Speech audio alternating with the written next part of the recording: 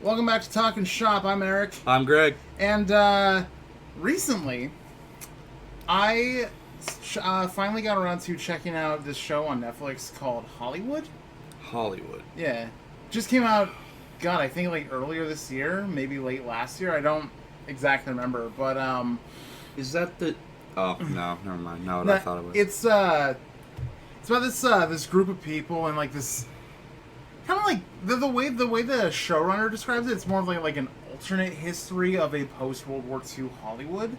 Oh my where, god, like, that fucking reminds me of the photo you shared a few days ago, where it's like, alternate history. What if the North won the Civil War? yeah, the Audible ad I got. You captioned it. What the fuck? I kind of want to read that book Wait, now.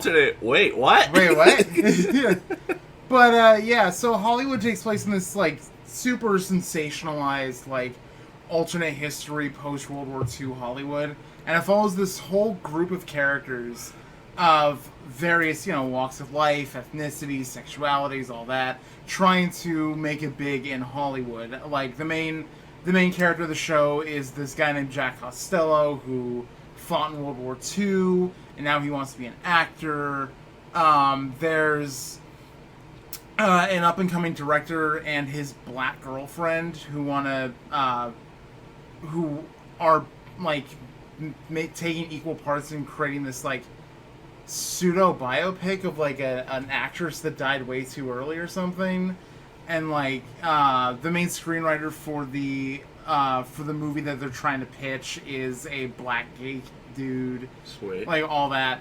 And it was really good. It's only like 7 episodes, give or take, and each one's between 45 minutes to an hour each. So it's a long watch. Speaking of black gay dudes. Oh boy. We talking about Moonlight? I'll talk about Moonlight. No. This was many years ago. Me and my therapist don't like sit in an office. We go out to like eat and stuff. Yeah. He's like, oh, it'll relax you more. I'm like, and free food, cool. So yeah, no, right. We're driving through downtown Brattleboro, and I shit you not, black rain boots, kilt, Oh. black tank top, red cowboy hat. Nice. Yeah, and I'm like, it took me a second to like take it all in. Right. Jesus, like in a good way. I was like, you know what? I wish I had that confidence. Right. Like when I went to Boston Calling, I think. And I looked at my therapist. I'm like, check that guy out. He goes, oh, Howard, I know him. I'm like, I'll bet you know him. When I went to Boston Calling 3 years ago, give or take. When I went there was like there's all sorts of people when you go to like big festivals, because like festival experiences are way different than concert experiences. They are vastly different. Never been to a festival. Oh, it's amazing. If it's not canceled next year, we should totally go to Boston Calling if the lineup's good. There are like 3 things that I was invited to that, one, my birthday's Halloween, so I was, for the last 3 years, not 1, 3, for the last 3 years, different friends have said, hey, we're going to Salem. Ooh. All 3 years. For some reason or another, it didn't happen. Oh. And that's like my one thing on the bucket list. I want to see Salem. I have to. Right. 2, I was invited to Anime Boston. Anime Boston's fun. I've only been there like 3 times, but it's great. The person who I went with and I broke up. Yep. And by broke up, I mean she moved to a different country and didn't tell me. Found out through Instagram. And 3, there was a 3, but I can't remember it.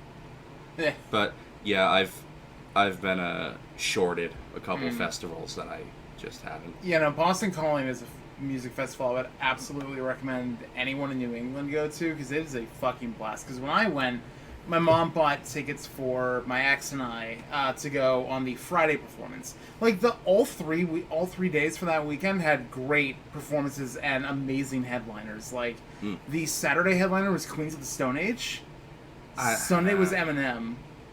That's a real 180. Isn't it weird? But on the Friday show when we went, we saw Portugal the Man, Paramore, Pussy Riot, who's amazing, by the way. If you've never heard of Pussy Riot, look them up. Weren't great. They the band that got arrested because they literally made a song that was just them being like, fuck Putin? They're a group of Russian feminists who all went to prison for being a part of feminist protest rallies, and ended up creating like a... And shitting on Putin. like a kind of like a rap pop group out of it a little bit. They're great. They had an amazing stage presence. But the headliner for that night was the Killers. Yes. Oh, it was so good. I don't recall learning the words to Mr. Brightside. I think we're all just born knowing it. You know, like birds are born knowing they can fly. We're just born knowing the words Mr. Brightside. It's still on the UK pop charts. Like 18 years later. It was your ex that's now a fellow man. Yeah. And they shared, it's like Mr. Brightside by the Killers has been in the UK top charts for the 18 years it's been out. How the hell did that happen? It's because it fucking slaps. Next question. Because it slaps. Next question. But I found a playlist on Spotify that said songs that never fail to make white people less. Country Roads. There's at least 3 Queen songs on there. Oh, of course. Absolutely. But yeah, so when I went to Boston Calling, a lot of really cute girls in tank tops and super short shorts and shit like that. Fantastic. Wonderful experience. There was a group of people that looked like art school students. Ugh. And the only way I figured this out is because a lot of them were... I'm overweight. I'm fat too. We're both overweight. I'm fat too. We're not going to make fun of overweight people, but these people were overweight. Okay. Some of them were vaguely androgynous. Buzz cut, pure neon hair, all that shit. There was this one blonde twink of a dude who wore a full... There's something about the word twink. It's just that's just... But there was... The way you said it, it radiated hatred energy. No, never. You could have gone, there was this really skinny guy. No, this dude was a fucking twink. There was a twink of a guy. Because here's how I know he wasn't straight, alright? This dude, I only use that if I know that the person is pure gay. Yeah. So, this fucking dude is walking around in all white high heels, white lingerie set, women's lingerie set, lace bra, underwear, garter belt with stockings, the whole 9 yards. That's what he wore the whole day. Again, I wish I had that confidence. Oh my god, I do. Yeah, no, I commend that man so much. If he even identifies as a man, I don't know because I never asked. So, do you remember Gay Greg? Yeah. From the town? Not me. No, there's a different Greg in our town. Different Greg, and he's very proud of it, very flamboyant. He's very obnoxious about it. He's a douche, but that's not why we. Yeah. But that's why we hate him, not his sexuality. Very proud gay man, and there was because he would walk around the town with a hairbrush, singing and dancing to his iPod. Which, you know what, he's not fucking hurting anybody. Do whatever you want. No, but oh my god, but he was the worst. He would wear, that long, blonde Cher wig. And then he would wear, cocktail dresses and heels. And I'm like, yeah, whatever. So... He goes to drag shows. Do you remember when we were eating at the local ice cream shop? And it was, us, and then in the stall behind you, but next to us, I guess, were these 2 Texas dudes... And here comes Gay Greg walking through the village in a wedding dress. A full I on... forgot about the wedding dress. Full-on wedding dress, holding a hairbrush, singing, blonde wig. and the two Texas guys are about to take big bites out of their burgers, and they just stop, and they just slowly follow him all the way through the view of the window. And I heard one of them go, "God damn, when they said this was a blue state, they weren't fucking joking." See, I have two different stories about Greg that, one of them is my own, one of them is my dad's. So, oh God. So my dad used to work at this printing company. They did all sorts of stuff. Like, he used to work on the assembly line and like actually build the printers and like send them out and shit like that. But eventually he moved his way up to working in tech support. And one of his buddies in tech support looked at him one day and went, "Hey, so I was driving through your town and I saw this random dude just out on the corner around your Rite Aid, like just like dancing and singing like on the top of his lungs without a care in the world. Like, do you know about that guy?" And he's like, "Yeah, every person I've ever talked to who has gone through that town recognizes that town because of that motherfucker." So like my dad's actually met this kid. So like I he met him too. Hated him. He hated him Because he's a douche. like, actually, okay, 3 stories. The second one is also my dad's. Oh God. So my mom used to work at a tavern a couple towns from here. She worked in Grafton. I know the one you're talking about. Really beautiful place. It is. And her managers at the time, the managers of the hotel were, because they don't work there anymore, but they were a lovely gay couple. Yep. Absolutely amazing people.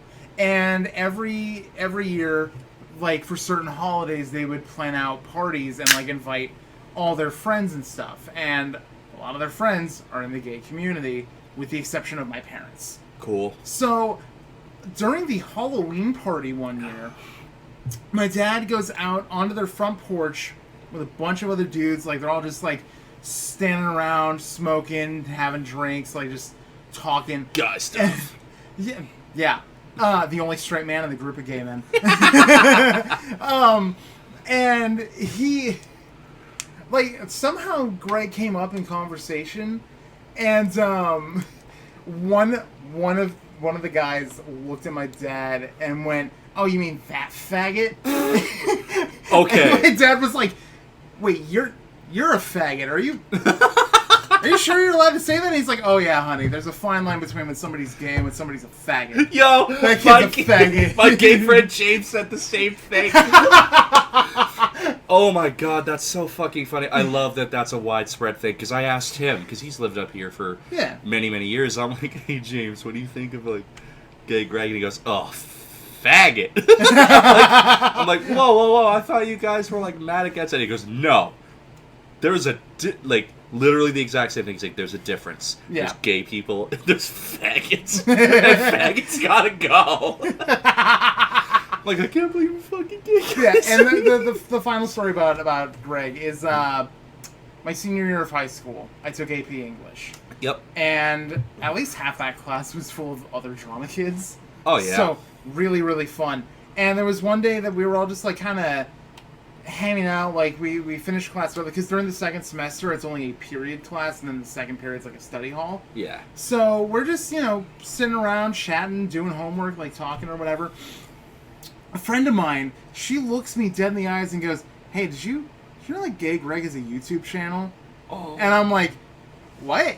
No." She's like, you want to watch some of his videos with me?" And I'm like, "Hell yeah, let's check this out." The cringe. And it's, oh my God, it is the funniest shit. He has like this super shitty like old laptop webcam. Nice. Like it outputs a 240p. 240p. Like, that's how bad it is. And he has like this. He doesn't even have a regular microphone. He sings into the laptop's mic, and he uses the hairbrush as a mic and all that shit. If you could have 240 in audio, that's what it would be. And I swear that kid's on something most of the time, because like he should always, be. Yeah, right. Like, he always just looked fucking out of it. Like, he would slur the words, and like he would just mumble it all the time, and like it is the funniest shit. And we sat there dying for like 30 minutes throughout the rest of the class, like doing our homework and listening to this fucking kid. Now again, I'll say, it's not because he wears wedding dresses and sings into a into a hairbrush and walks around town in heels that we dislike him. No. Live your life and be happy. If you have the confidence to pull that off, do it. Like that's fine. It's genuinely the fact that he's an asshole. Oh, God. To everybody. He's the worst and fucking person. And not just like you were mean to me, so I'm going to be mean back. Like, I tried so hard to be his friend because I saw he didn't have many. Yeah. And I'm like, you know what? He likes to wear dresses. Good for you. But I was like, hey, my name's also Gray, man. What do you want? And he has that accent, the flamboyant tone. Yeah. I was like, I just I've seen you dancing and you seem like an interesting person. And he's like, I am.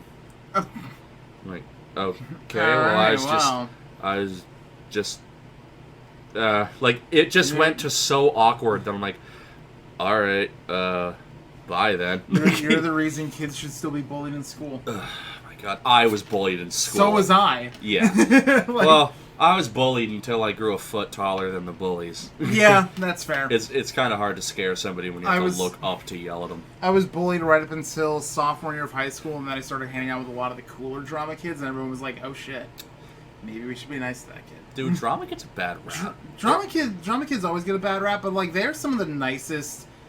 Some of them are a little full of themselves, but I mean, some of them. A lot of the drama kids that I grew up like with and like I hung out with and did shows with, nicest fucking people ever. So humble, so kind. Drama like, and band, have the coolest kids. Band and choir kids are the weirdest fucking kids, though. Everybody shits on band kids. Get a blowjob from a chick who plays the trumpet professionally. Yeah, she knows how to use. You will never shit on band again. Dude, I remember when Mr. Burke got Dude, one of my exes was soprano and choir, like... Yeah, I know how that is. Dude, Mr. Burke got let go for whatever reason, and he was the band teacher at the time. And then, band was full. Like, there was first, second, and third chairs. And then they brought in some chick, I think her name was, like, Swanson, I think. Oh, yes! Yeah, the senior prank that made her quit. Well, I don't know about that. You don't? I just know that she came in for 1 year.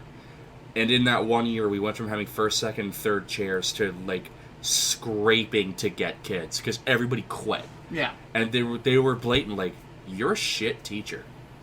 And then they got, I don't know. Yeah, everybody hated her. The senior prank for that year, when they did it, they graffitied, like, a bunch of shit on the school. One of them was a really hateful message to Miss Swanson. Oh, like, I think I remember. Super hateful, and that's what made her quit. Like, she saw that and went, no, I'm fucking done. I'm out of here. I remember the senior prank my year. And it wasn't even, vandalism isn't a prank. No. It's vandalism. Yeah. A senior prank is flooding the school with chickens or something. Oh my God. There's a lot of farm kids in this fucking area. Let me fucking tell you a story about our school and chickens. Oh no. You weren't in the school yet. I was a few years ahead of you. Right. It was the year that, because my sister was graduating the year that I became a freshman, so we were both in school at one time. And my sister's like, hey, did you hear about the truant officer? We used to have a cop in our school. Oh, I didn't actually know about the truant officer. We'll call him Waldo. Okay. Everybody used to call it, that's not his real name, but it was a nickname for him, and everybody fucking hated it. But the teachers called him Waldo because he looked like him. So our truant's officer, Officer Waldo, he's like, somebody released 4 chickens into the school, and they labeled them 1, 2, 3, and 5. And so the whole day they were searching for the mystery 5th chicken, and they couldn't find him. But they did find one right outside the art room. So our school had a lot of hallways, but it was an open concept school, which was fucking weird. It was weird, but there was the main entrance, which was the double doors. Yeah. And then you turn the corner, and there's the hallway with the art room in it. And there's the chicken, just roosting. Nice. Just laying down. Waldo pulls his gun on it. He took out his gun and pointed it at the chicken, shaking his hand, shaking. Tell me God's true name. It's like a fucking mushroom. Tell me the true name of God. And so, our principal, we'll just call him Principal H. Principal H talks to Waldo. He's like, And it's funny because our principal, you know, like most probably, never swears. He's No. he's like a military guy. He's very proper. And you can tell he was in the military because he's actually a super sweet dude after he got out. Like, and he's like, Waldo, what the fuck are you doing? And Waldo's like, I would pay to hear him swear. It was so funny. And Waldo's like, I don't know, man. I'm not trained for this, man. By the way, he is a like veteran officer who works for the local county sheriff's department. Oh God. He's not like it was day one on the and job. And he's not trained to handle a chicken. So our principal just walks up to the chicken, gently picks it up, opens the double door, throws the chicken out the door, shuts it. He's like, put your fucking gun away. Oh my God. Then there was the day where, you know how you used to drink your milk carton and then you'd fold it over and stomp on it to make a pop? Yeah. Somebody did that. Shepard opens the fucking... Why did I say Shepard? It's Waldo. Waldo. I don't know why I said Shepard. A weird word popped in there. Waldo opens the cafeteria door, gun drawn. He thought it was a gunshot, apparently. Oh, no. Okay. So now he's staring at tables full of kids. Obviously, there's no threat. Yeah. Gun still out! And the lunch lady was like, Waldo, what are you doing? He didn't make it past that year. I was gonna say this man is like on site. I'm not gonna say he's a shit cop or anything. I'm not going to badmouth. No, because if you hear something that sounds like a gunshot, your first thing to do is to like just get a little your gun. slow to de-escalate. That's all. I'm not anyway. gonna badmouth cops. I'd say anyway. Getting back on the track of what I was gonna talk about. Netflix has been making amazing fucking original shows for like years now, and every single one that I've watched, I've instantly fallen in love with because they're just that good. They're so good. Like again, Hollywood. I just recently saw. That's an amazing show. Like I urge everybody to check it out. It's so good. Umbrella Academy. I started watching season 2 of that recently. Doesn't Gerard Way from MCR make that? He wrote the original comic, yeah. And he's, I think, a producer on the show. That's cool. Oh, yeah, it's super dope. By the way, yeah, read Umbrella Academy, and then also read his current run on on Doom Patrol for DC's Young Animal imprint, because holy shit, Doom Patrol was really good too. Yeah, like Umbrella Academy, still really good. Hollywood, great. One of my favorite shows on Netflix right now is this comedy of sorts called Sex Education. Okay, so it takes place in like this little town in Britain, right? And the main character is played by Asa Butterfield, who you would know as Ender from the Ender's Game adaptation. Okay. Plays a high school kid whose mom is a sex therapist. Nice. She's played by Gillian Anderson from The X-Files. Oh, jeez. Oh my god, if there's ever a definition for the word MILF, it's Gillian Anderson in fucking Sex Education. Holy shit. She looks so good. And it's like he joins up with like this trailer park girl named Maeve to help kids in their high school with their sexual problems, like with their partners or whatever, or like anything they are having trouble with, for a small fee, and trying not to get caught because they're using like this abandoned bathroom out on like the outskirts of the school property or something. Oh my god! And it's really funny. It's really well written. There's a lot of good themes of like dealing with something as embarrassing as having your mom be a published sex therapist. And, like, dealing with things like the risk of STDs, or how to practice safe sex, how to suck a dick. I genuinely don't understand why people would be, like, arguing the right to have sex ed. Like... Look, man, the Bible Belt of America is a weird fucking place. It is. Like, I know you left when you were relatively early, but, like, you're from Georgia, which is... very south of that. There are some schools in Georgia that are not adverse to teaching sex education because those people are fucking smart. Yeah. Like a lot of the stigma that the South gets in general is very real, but it's hard to encounter that these days because a lot of people have grown up like learning to be different from that, like learning how to act differently and appropriately to those situations now than they would have like 50 years ago. Well, like, you know, the people who are like, fuck the gays, well, some of them had gay kids. Yeah.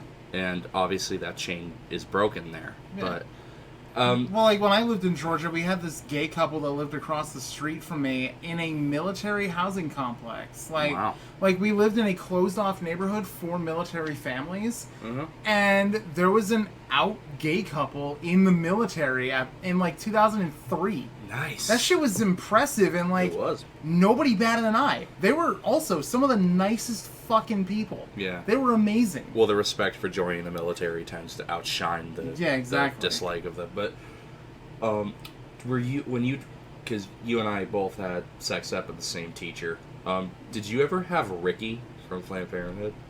You'd remember him.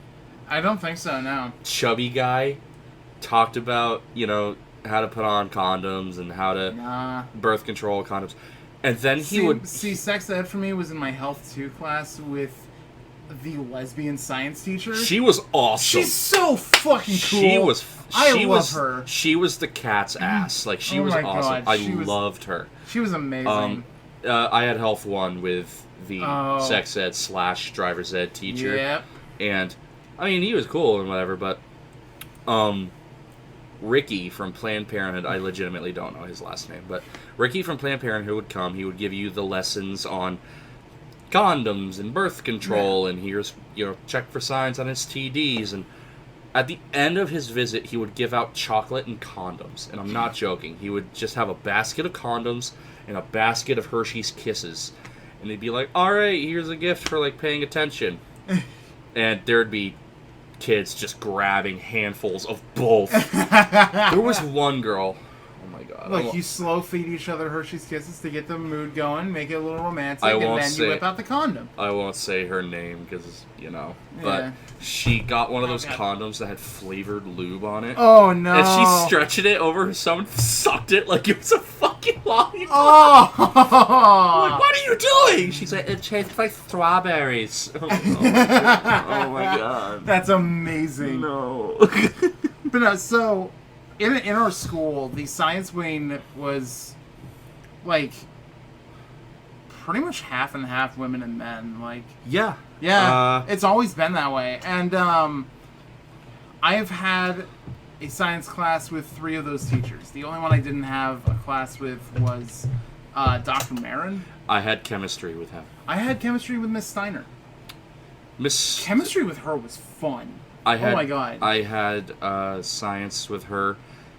It's fun, but she's one of those really tough teachers. She's a little high-strung and get the work done. I think she also had at least some form of OCD because probably, all the binders had to be facing the same way and all the she's like, I met Chuck Norris once. Like, fuck yeah. No, see, there was one time at the end of I don't know if it was biology or health too, because I had them both with Miss Gottschalk, who's the cool science teacher. I never had her, unfortunately. She was great.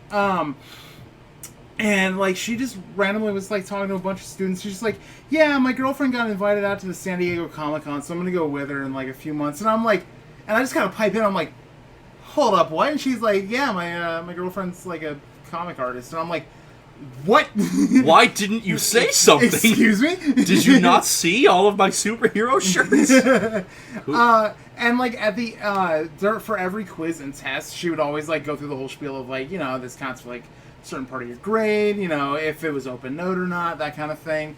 And she would always end her little speech with "May the Force be with you." Fuck yes! Every single time. Why didn't I have this teacher? Nobody for years ever like responded properly with "and also with you" until one day it just kind of like slipped out of my mouth. Yeah. And she stopped, looked around the classroom, and went, "Who said that?" And I raised my hand, and she pointed at me and went, "Yeah, hell yeah! Oh, You're my new favorite." And I'm like, I wish I had that class. There were a lot of really cool teachers in our school. My favorite teacher of all time, he no longer works at that school, unfortunately. His name is Mr. Divis. Oh, Divis doesn't work there anymore? No, I think he moved to another school. or like another thing. Oh, because he was still there when I graduated. Yeah, so, well, wow. I've been out of school for like 8 years. Okay, I'm a so- little out of the loop. Holy shit. But yeah, he actually won student or teacher of the year. Yep. The last year I was We in had school. that banner up for like years. Yeah, he like met the president. Like there's a Yeah. photo online of him shaking Obama's hand, and he was such a good teacher because I never had a full class with him, but I did have a study hall with him, and he was like the nicest dude. I had world culture, I think, or world history Ooh. or something like that, and he was so fucking cool because he made class fun, and he would teach you, but he would do it in a way that genuinely showed like I care. I'm Yeah. not just reading you a curriculum, or I'm not just turn to page 400. No, he like made it fun and shit like that. And you know, the few kids who like didn't show interest in history, like, man, why do I gotta give a shit about somebody who died 400 years ago? Right. He's like, well, let me tell you, son. Like, and he would. Oh, he deserved that teacher of the year. He was such a cool guy. I miss him so much. See, that's the weird thing. I don't think I had an actual class, not like a study hall or anything, but like an actual class with practically every teacher in the school except for like 5 of them, because some of them left before I could take a class with them, or I just never had a class with them. Like the both French teachers, the old one and the one that replaced her, never had a class with them because I never took French. I took Spanish. Yep. I also took Greek mythology with the same woman who taught the Latin class for a couple of years. She was dope. English, the only teacher I didn't have was Miss Falzo. Falzo? Miss Falzo and what was his name? Who got replaced with Miss Tobin? Oh, the really weird one. Yeah. I don't remember his name. I don't remember his name I either. petitioned to have Greek mythology every year I was in high school, and I never got it. And I was pissed. It was fun. When I took it, the Latin teacher at the time straight up said in the beginning of the class, we are going to watch movies based on like Greek myth and legends and shit like that, but we are not watching Disney's Hercules because I hate that movie. It's so factually inaccurate. And don't ever bring up God of War because I fucking hate those games. And they're not accurate. So I was like, okay, cool. So I went to the tech center for culinary arts. Right. I cook for a living. On more than one occasion, we watched Ratatouille. Nice. Yeah, but, nice. But See, I had class with every history teacher except Divis. Divis was so cool. And I had every math class with every teacher except Miss Parker. You had Osaka? I did not have Osaka. I had okay, Osaka. Miss Parker, and Osaka, no, never. Okay. But Murphy and Walters and Swan, yeah. I never had Swan, but having geometry with Murphy was so fun. I've heard Murphy was fun. Mr. Willis. Oh, I had him for economics. Willis was the shit. He was on paternity leave when I took economics, so Dr. Marin subbed for the class. Let me tell you about Mr. Willis. Awesome. Another one of those teachers who made class fun, like really fun. He would wear the usual dress shirt and tie. But he'd wear a Pats hoodie over it. But he'd wear either a Patriots hoodie, jersey, or a Red Sox jersey. Yeah. And he was like diehard New England teams he was all the way. And he would walk around the high school with a bat over his shoulder. He's about as tall as us. Yeah, he was a big a dude. Little heavier than us. Bald. Like, beard. This was an intimidating man until he opened his mouth. Yeah, he's like, hey, everybody. I can't do his voice. His wife, wonderful woman, absolutely amazing woman. When I took economics, again, he was on paternity leave when I took it. So... Oh, God. I'm sorry to cut you off. I know it's rude, but do you remember when you and I helped the drama club build the props for their Peter Pan play? Yeah. Your dad was helping, and the Ms. Emond said, hey, we need a piece of wood cut to this length. Can you go to the wood shop and have them do it? Sure. Sure enough, it's your dad, Peter, who was cutting at the time. I said, on a scale of 1 to fuck off, how busy are you? He's like, 7. So what is it? And I said, Ms. Emond needs Ms. Iman was like 7 months pregnant at the time, and so Yeah. So, he cuts the wood. I bring it back, and she goes, "I screwed up. I gave you the wrong measurements. Don't worry. I'll go tell Peter that I need another piece of wood cut." So, but I go with her to carry the new wood back, and I swear, your dad goes, "What do you want, fatty?" With her husband right there. Oh, Josh is a cool dude. Oh, he is, like, yeah. He loved my dad. Oh, yeah, he is. Because when I introduced myself, I'm like, "Yeah, hi, I'm Greg. You must be Mr. Iman." He goes, "Yeah." I'm like, "Oh, yeah, I had your wife for class, really cool person." He goes, "Call her fat, I dare you." See, no. So I took dramatic performance my junior year of high school. Mm-hmm. And for dramatic performance, we had a field trip near the end of the year where we went to New York City for a weekend. It was like 2 days. Yeah. And that whole weekend was really fun with some exceptions. One, I was super hyped to go see a musical on Broadway for the first time, and then it got fucking... And then I kind of hated it because we went to go see Mamma Mia. Yeah. Not how I wanted my first Broadway experience to go. Much better than the movie. Still not a good musical.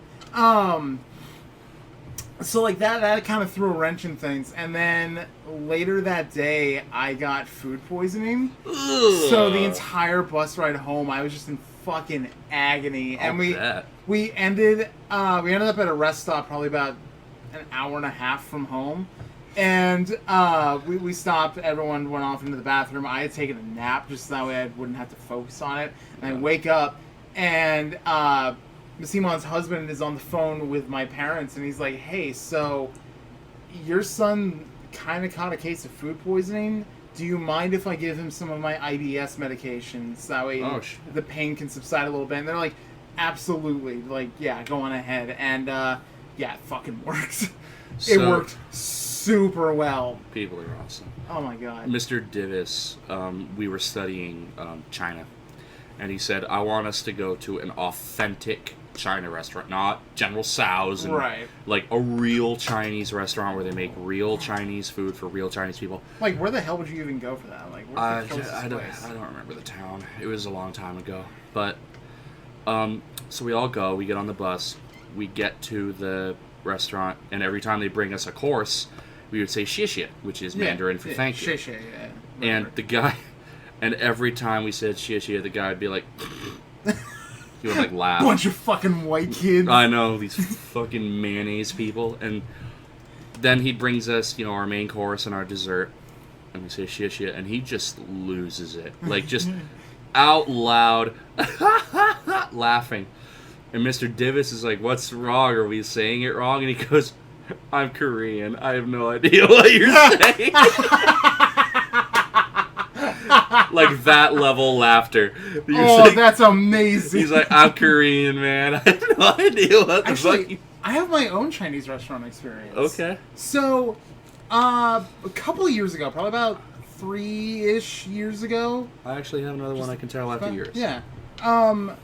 I used to work at a pizza joint over in the next town over from here. Yep. Real shit place. Yeah. Hated it. Everybody has that one shit pizzeria. But I got the job because of my ex, and we ended up making a friend there with one of the line cooks. Her name was Beck.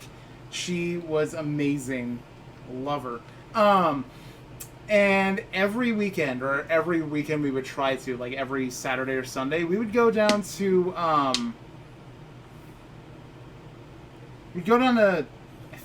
think it was Amherst. I think we went down to Amherst, Mass. There's a rock climbing gym down there. Oh, jeez. Oh, my God. It's so fun. I love it. We would go, like, somewhat early in the day, like 10, 11-ish, climb for a couple hours, hang out, grab lunch or something. One night, we decided to go a little bit later in the afternoon. We didn't get out until about, like, 6, 7 o'clock from the gym. And we decided to take a look around in the area to see, like, what restaurants were, like, available, like, that wasn't fast food. There was an authentic Chinese restaurant in downtown Amherst. I might actually be wrong about the location, but I'm going to keep saying it's Amherst. We go in, and you can instantly smell the food. It smells delicious. The atmosphere is like super nice and pleasant. It had this like sleek modern design the whole way through. It was kind of interesting. And we seated ourselves and we just kind of sat there chilling. And this older Chinese woman, probably about like it's always an older Chinese late woman. 40s, early 50s, just kind of silently just like walks up to us and hands us a complimentary pot of green tea. Aww. With cups that I think Beck chimed in with well, wait, we didn't order this, and she's like, I know, it's on the house, it's always on the house, and we're like, oh fuck, yeah. All right. So we're just kind of sitting there, like I think it was like $50 for the three of us. That's not bad. It's really not, and it was delicious food too. Big servings, big fucking servings. So I was wrong. I think they could tell we came from the gym. Yeah. I actually have two Chinese stories. One, I was with my dad and my grandmother. Grandma needed to go shopping. Dad's like, I'll take you, and we're gonna get Chinese for lunch. And, okay. The place they sat us was right next to the door leading to the kitchen. Okay. And I swear to God, just out super loud, you just hear, yeah, well, fuck you! And this, perfect English. And this, again, it's always an old Chinese woman. She comes out, she looks at us, we're all looking right at her, and she goes, I am so sorry. And then the second one was me and my 4 D&D buddies. All of my D&D friends, save one, are my size, like 6'3" to 6'5". We're big dudes. We went to a place called Imperial. Ooh. Which that's over in Claremont, right? Yeah. Big buffet place. Nothing special, but pretty good for a buffet place. Good for a buffet, I guess. I swear to God, this old Chinese woman, because again, it's always an old Chinese woman. She looks at us, we said, 5 please. I swear to God, you heard her say, oh, we're gonna work hard today.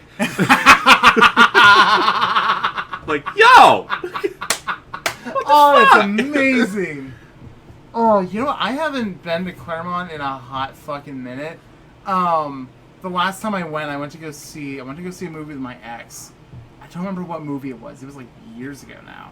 And I remember we got in, we walked into the theater probably about 30 minutes early, and I was like, hey, we got time to spare. You want to just fuck about and see what's around here? And the first thing that caught my eye over in the corner was an old arcade cabinet for X-Men Children of the Atom. The old fighting game. And my first thought was, I went to my ex, I was like, babe, do you have change? And she's like, no, why? And I'm like, X-Men fighter cabinet. And she's like, fuck! Like, we really wanted to play a few rounds, but we just didn't do it, so we just kind of, showed them, we bought our snacks, showed them the ticket, and went into the screening room and just, hung out for 20 minutes before the film started. So when I went to see The Joker with my buddies, I also went to the Claremont Theater.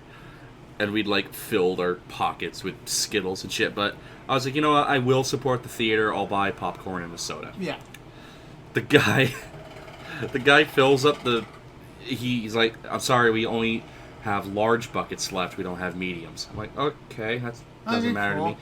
And so he puts in the medium amount of popcorn, I guess, and then he's just he verbally says, fuck it. And he fills up my bucket.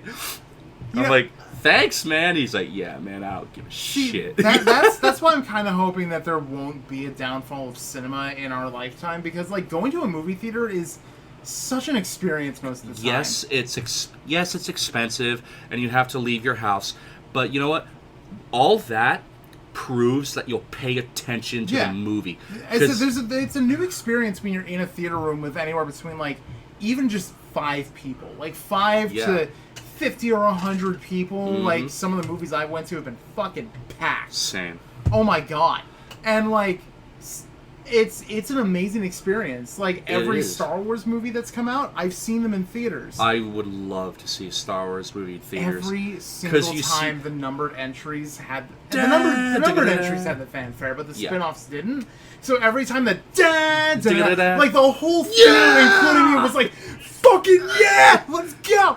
I would love to see that. You see the clips of, in Endgame when they all step out of the portals and Captain America says, dude, when I saw Endgame, Avengers assemble. When I saw Endgame, that is exactly what happened. Like, the portals opened, the second I heard the static and I kind of heard Sam's voice, I was like, yeah, it's bro, like, your Cap, on your left. Yeah, like, the second he said on your left and the portal opened, I was like, let's fucking go.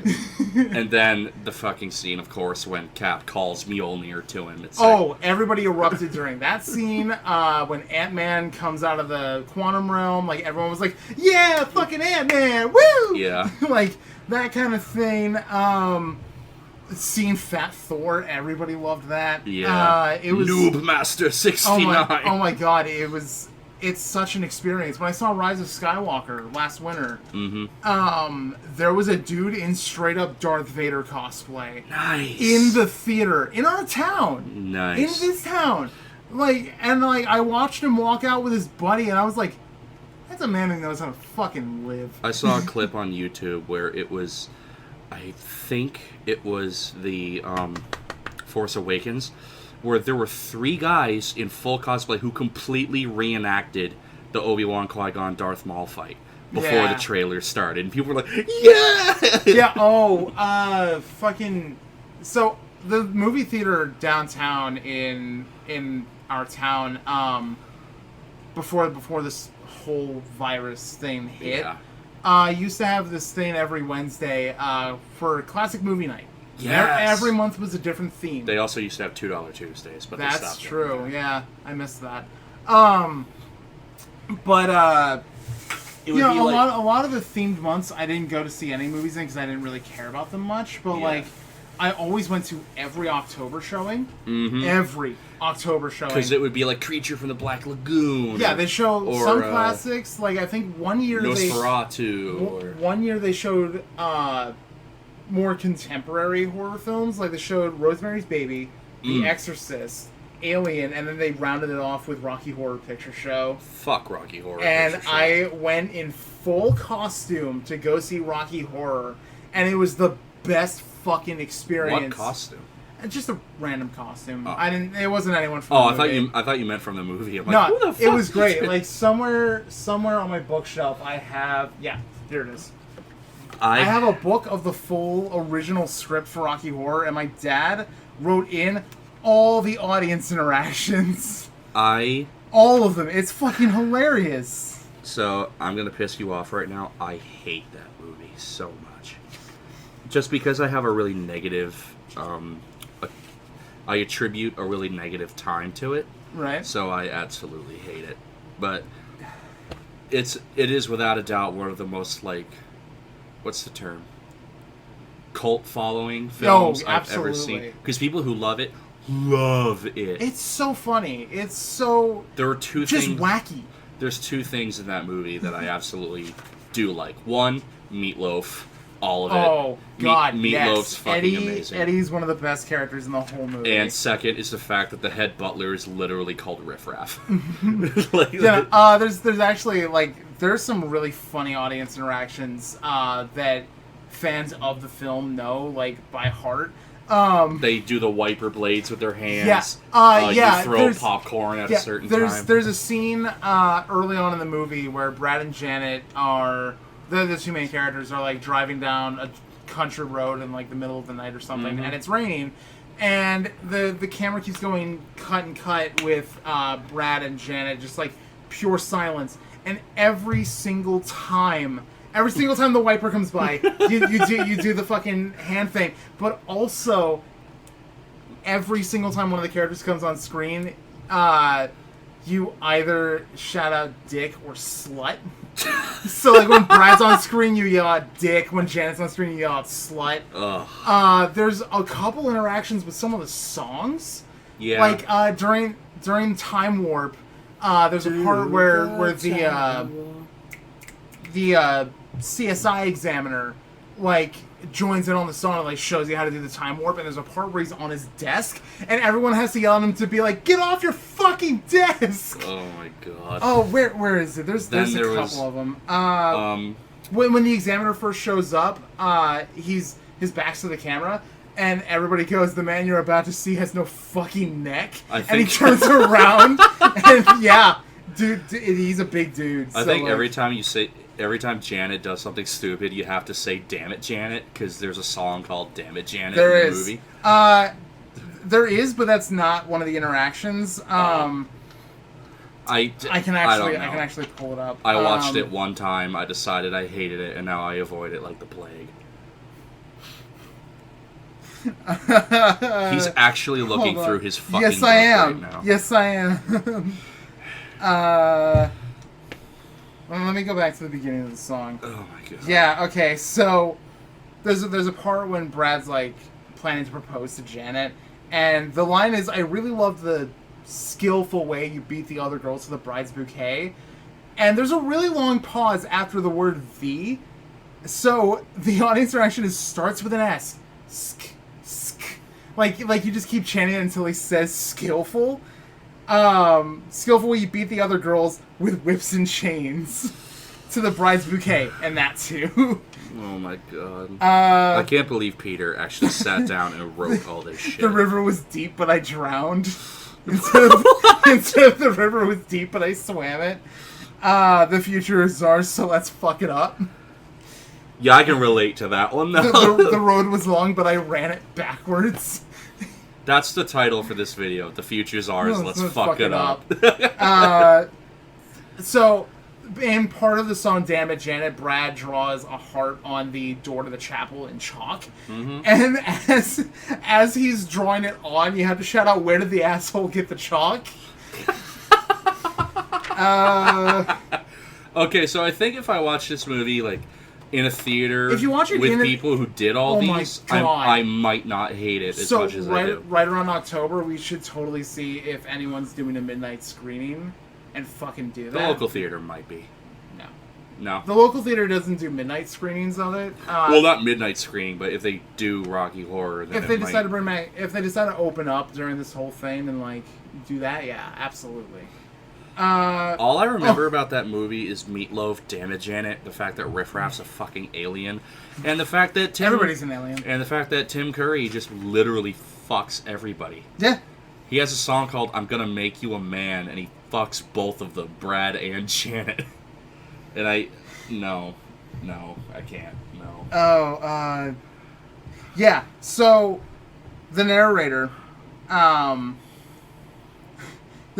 like goes through this whole dossier about the incident that the movie's about, and as he's flipping through the photos of the wedding, he stops at a photo of Brad, and you're supposed to shout out "asshole," and then he flips to another photo of Janet. You're supposed to say "slut." Why? Because where do these come from? Because Brad's an asshole and Janet's a slut. Every time I post a picture on Facebook, I expect people to write "fat ass" under the photo. Then. Yeah, as the wipers move from Brad to Janet, chant "asshole" and "slut" at least 3 or 4 times. Because it's a long scene. Headlights on the sign read "dead end." Hey, look, it's Brad's sex life. Oh, I relate. Besides knowing that the owner of that phone might be a beautiful woman, he is. And you might never come back. He won't. Go ahead, Brad, kick it, and he kicks the flat tire of the car. Can we move on from this shitty No, it's movie, hilarious. please? No, it's hilarious. It's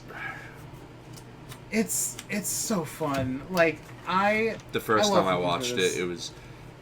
I don't have good birthdays, for the most part, and the first time I saw this was my 16th birthday, and I fucking hated that birthday, so I just attribute it to a really bad time. I mean, fair.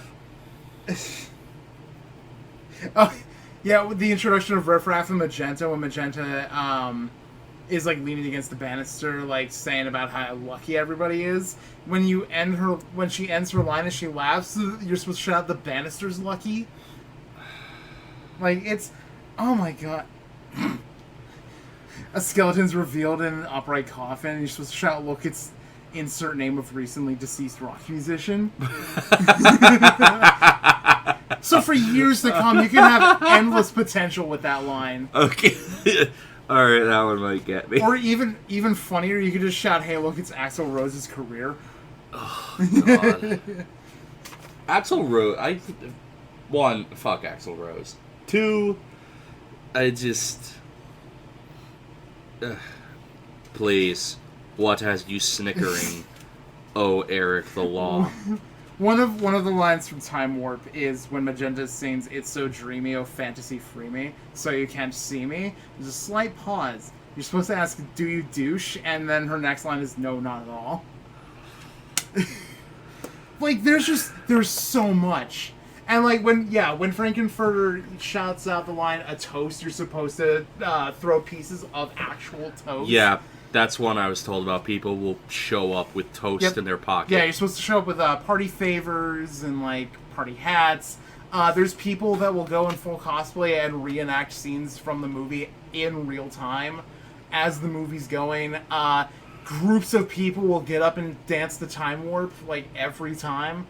It's magical. You know, it is a magical experience. It might be, but my blind arrogance and hatred of that movie prevents me from...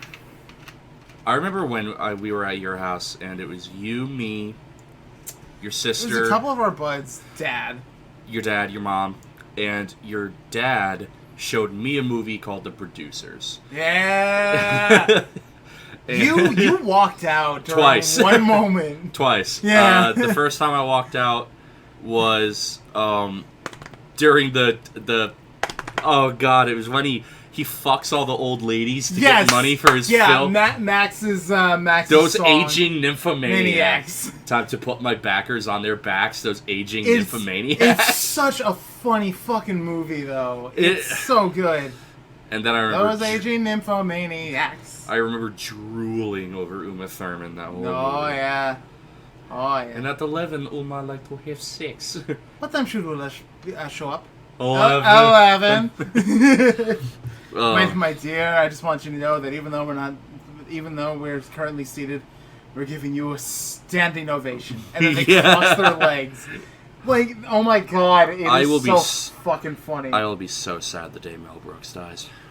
He's getting up there. I know he is. And the Queen, Betty White. Betty White will never die. Ian McKellen, Patrick Stewart. Yeah. They're all getting up there. They are all getting up there, and it sucks. But Mel Brooks is... I love how him and his son are different. Where's my phone, actually? I gotta tell you something. It's over there on the futon. Mel Brooks is like comedy and stupid humor, and his son like is zombies.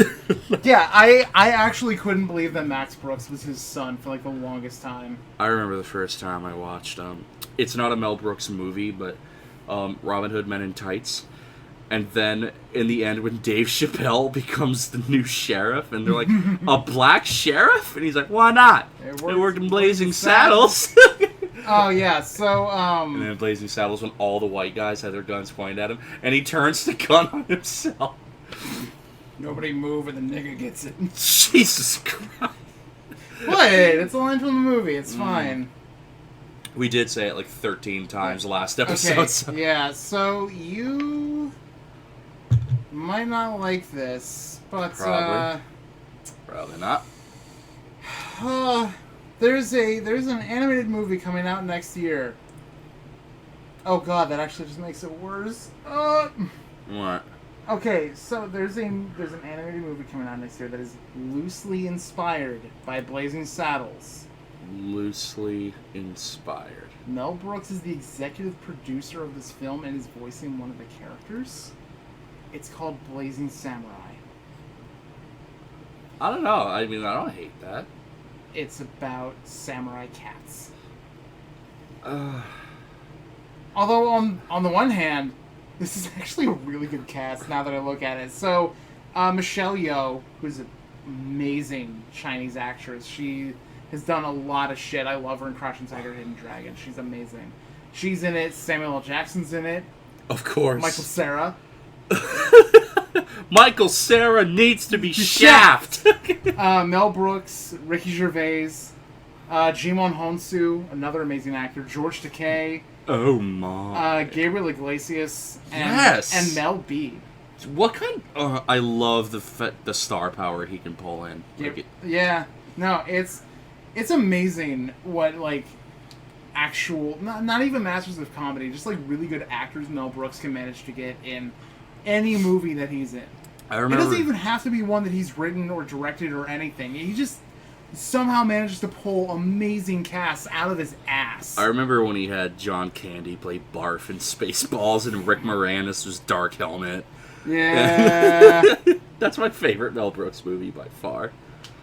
Oh, it's so good. Barf! Not in here, mister. This is a Mercedes. Yeah, Joan Rivers is Dot Matrix. Yeah. Oh my god. Oh, Who the fuck played Lone Star? I keep forgetting. That's the thing. I can't remember his name. Bill Pullman. Bill fucking Pullman.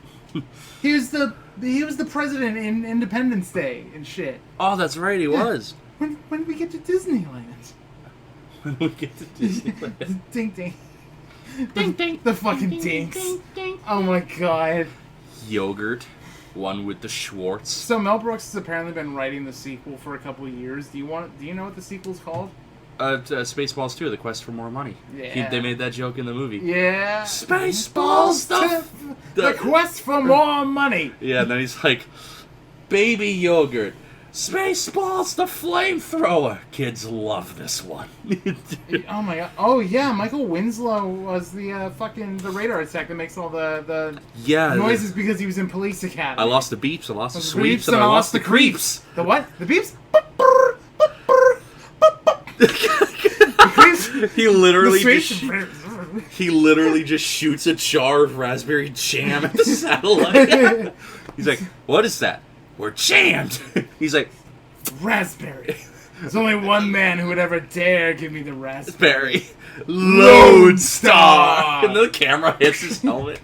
Mom didn't know that Spaceballs was a spoof of Star Wars. It's a spoof of everything sci-fi. Star Trek, Star Wars, Alien. Like, there's a fucking Alien joke in there. Hitchhiker's Guide. Like, sir, you should buckle up.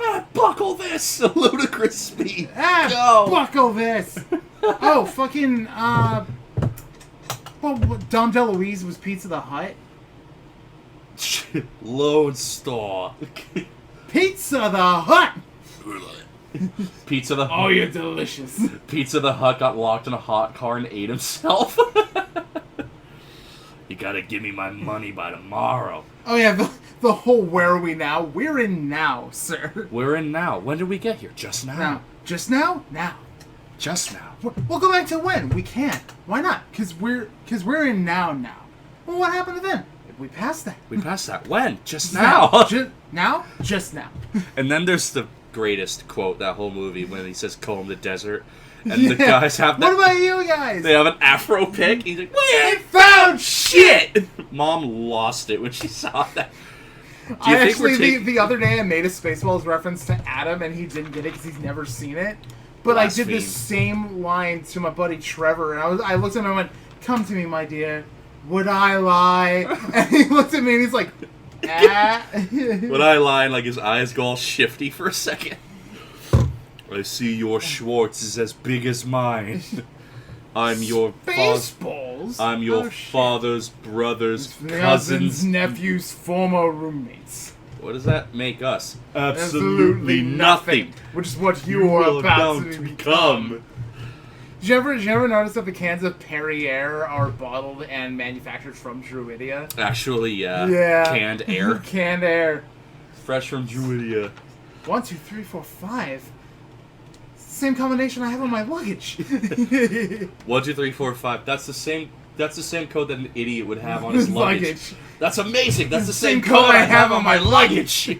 It's Megamates, sir. She's gone from suck to blow. And like all the trees fall back to where they were. Holy shit! It's a transformer. And then they have the Planet of the Apes reference. Yeah, right at the end when they're climbing out of Megamates, and I was like, "What's that?" Spaceballs? Oh shit! There goes the planets. Oh my god! You can never replicate the 70s and 80s era of comedy. Oh, you can't, because it's like the modern audiences just wouldn't handle it.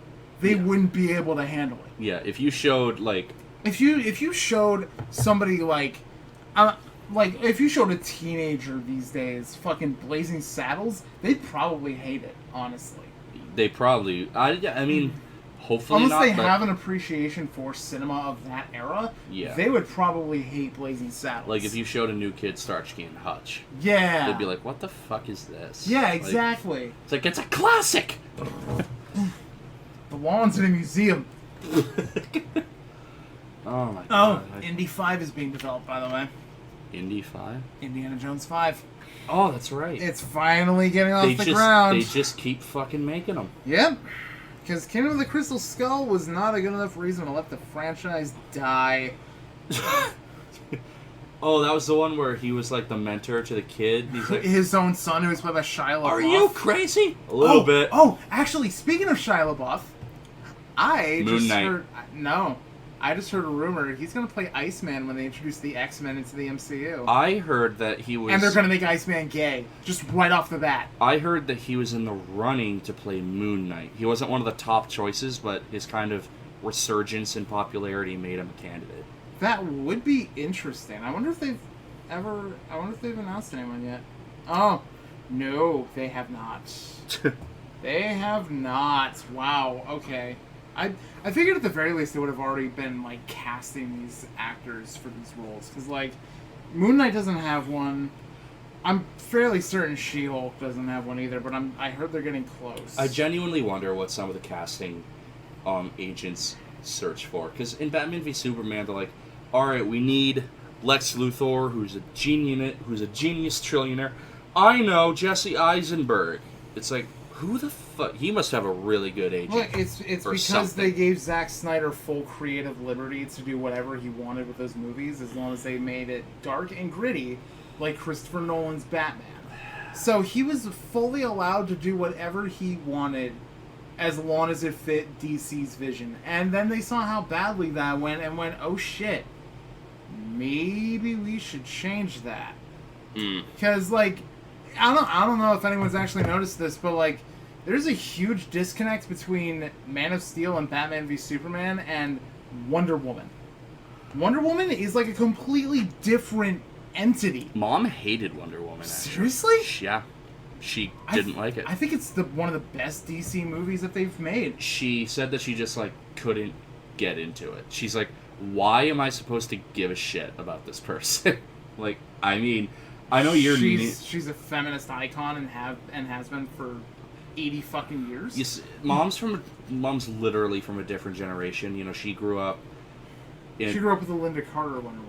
Well, Linda like my Carter. mom. I mean, maybe, but Mom grew up in that generation where, like, they didn't need to be told that they're important. You know, Yeah. Mom, you know, she grew up during the Vietnam War when, like, a lot of guys went off when guys went off to Vietnam, and a lot of the women, like, took over the workshops Yeah. and shit. And she was like, I don't need to be given an icon. I'm my own icon. So I think Right. she just kind of was like, I don't understand why this woman matters as much as people want her to. I mean, that's always the funniest thing is, I actually feel really bad for people who write Wonder Woman for the comics, because, like, she's gotten better comics over the past decade or so than she ever had before, because writers just kept changing her all the time. The original creation of Wonder Woman by William Moulton Marston was, like, William Moulton Marston was a diehard feminist. Mm-hmm. In a time when feminism was not something that was exactly looked on lightly. Yeah. He was in a polyamorous relationship with his wife and a student of theirs, which is great. He was super into bondage. I'll bet that was a great pitch. Hey, honey, so there's a student. Yeah, and there's a reason why Themyscira, as it's later called, is populated solely by strong, powerful women. It's because he wanted to pursue the idea of, it wasn't called Themyscira back then, it's called Pleasure Island, as being this perfect society governed solely by women, because he thought women should govern the world. He thought women should take over the world, and it would make the world better. I read a book. Like, William Moulton Marston was a diehard fucking feminist. I read a book that explored that idea. Mazimond had us read it. It was these guys find a nation that is completely women. Yeah. Like, there is no men. They only give birth to women. It's that whole thing. Yeah. And it's like a fucking utopia, because, you know, of course it is. It was women's literature, so that kind of Well, speaks for yeah, so itself. there you go. See, like, I love that idea, and I think Wonder Woman is one of the greatest feminist icons of all time. Like, she pretty much clears the field when it comes to feminist icons in pop culture. Because, like, you've got strong women everywhere, like Ripley from Alien. What about the fucking chick? The chick where literally it's a poster, it's her with like a bandana. Oh, Rosie the Riveter. Rosie the Riveter. Well, yeah, okay, yeah. The idea of Rosie the Riveter also helped kind of boost that idea of feminism and like equality between that was like the World sexes. War II. Yeah. That was old school. So, like, you know, like, you have all these great feminist icons, but yet none of them have ever reached the mass appeal of Wonder Woman. That's true. And let me just say... Because the way, like, here's the way you can look at it. If you're a man reading a comic, you think, oh, hot chick in a one piece, she's kind of badass. I like that. I don't look at it like that. Like, I know I said Raven from the Teen Titans was my first crush, but it wasn't because she wore, like, a black unitard and a... It's like, this chick is the daughter of evil incarnate. Exactly. She's a fucking sorcerer, and she can, like, swallow you into an endless abyss, and she knows it. Yeah. But let me just, on a small tangent here, fuck Marilyn Monroe. She is not... Marilyn Monroe is a horrible garbage human She being. is not a feminist icon. She's not. Like, well, what are your reasons for thinking she's a shit human being? Honestly, it just stems from a lot of, like, what I've... Because, like, obviously, I didn't live in the era that Marilyn Monroe was a star. I'll admit but, she's like, a sex icon. She's a sex icon, and yeah, she's a gorgeous woman, but she's just a fucking cunt to everybody. She was a massive diva on set all the time to everybody. Drug addict. She was, yeah, massive drug addict. My sister quotes her a lot on Facebook, and there was one day where it was the if you can't handle me at my worst, you don't deserve me at my best quote. And I'm like, you know that she fucking killed herself, right? She killed herself. She slept with a lot of men. Joe DiMaggio. Joe DiMaggio, both Kennedys. Both Kennedys. Both Kennedys. Hell yeah, Happy birthday, Mr. President. Happy birthday, Mr. President. To be fair, JFK fucked a lot of people too. Yeah. I mean, have you seen Jackie Kennedy? That was her name. Jackie Kennedy. I almost got her confused with Nancy Reagan. No, I've not seen Jackie Kennedy. She's a handsome woman. Well, like I know that's the best I can give. I know that during the Olympic Games in Norway, the president slept with Miss Norway, and they had to bug his room because he's the president. He's kind of important, and they heard a lot of hot fuck action. Apparently, imagine being the dude who has to listen to the president fuck somebody. Imagine that job. Man, I've heard of ASMR doing some weird, creepy things, but I never thought I'd listen to ASMR fucking. So I watched an ASMR last night. Oh, God. Because I never have, and I wanted to see what it was. And I know that for some people, it's like a quill writing on paper. Yeah, it's soothing to them. Like, a lot of people fall asleep to that kind of thing. Yeah, or it's just ocean waves or the sound of rain or whatever. The one I watched, I don't know why I clicked it.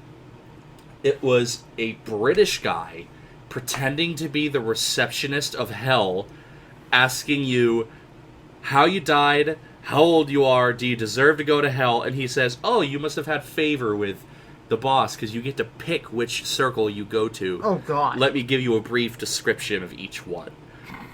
Yeah, it was so fucking That's weird. So see, I've seen a few that are super creepy. Like, they're all Star Wars related. Of course they There's are. one where Yoda's your stepdad. And, take out the garbage, you must. No, not even that. It's an ASMR of your stepdad Yoda explaining that he has to go away for a little while because he did something horrible, and it turns out that he killed your whore mother. Oh my god. And one of the lines is the guy voicing Yoda going, once a hoe, always a hoe. Like, oh my and then there's another one where you're at a party and Jar Jar Binks tries to date rape you. Oh my god. Jeez, those are nothing like the ones I saw. Oh, hold on. I'll have to see if I can find it. I've seen ASMRs like you're playing Halo 2 and your parents are arguing about the divorce in the background. Or like your neighbors are hosting a tiki torch party, and Toto's Africa is playing over the loudspeaker. Oh, man. They get so... Here it is.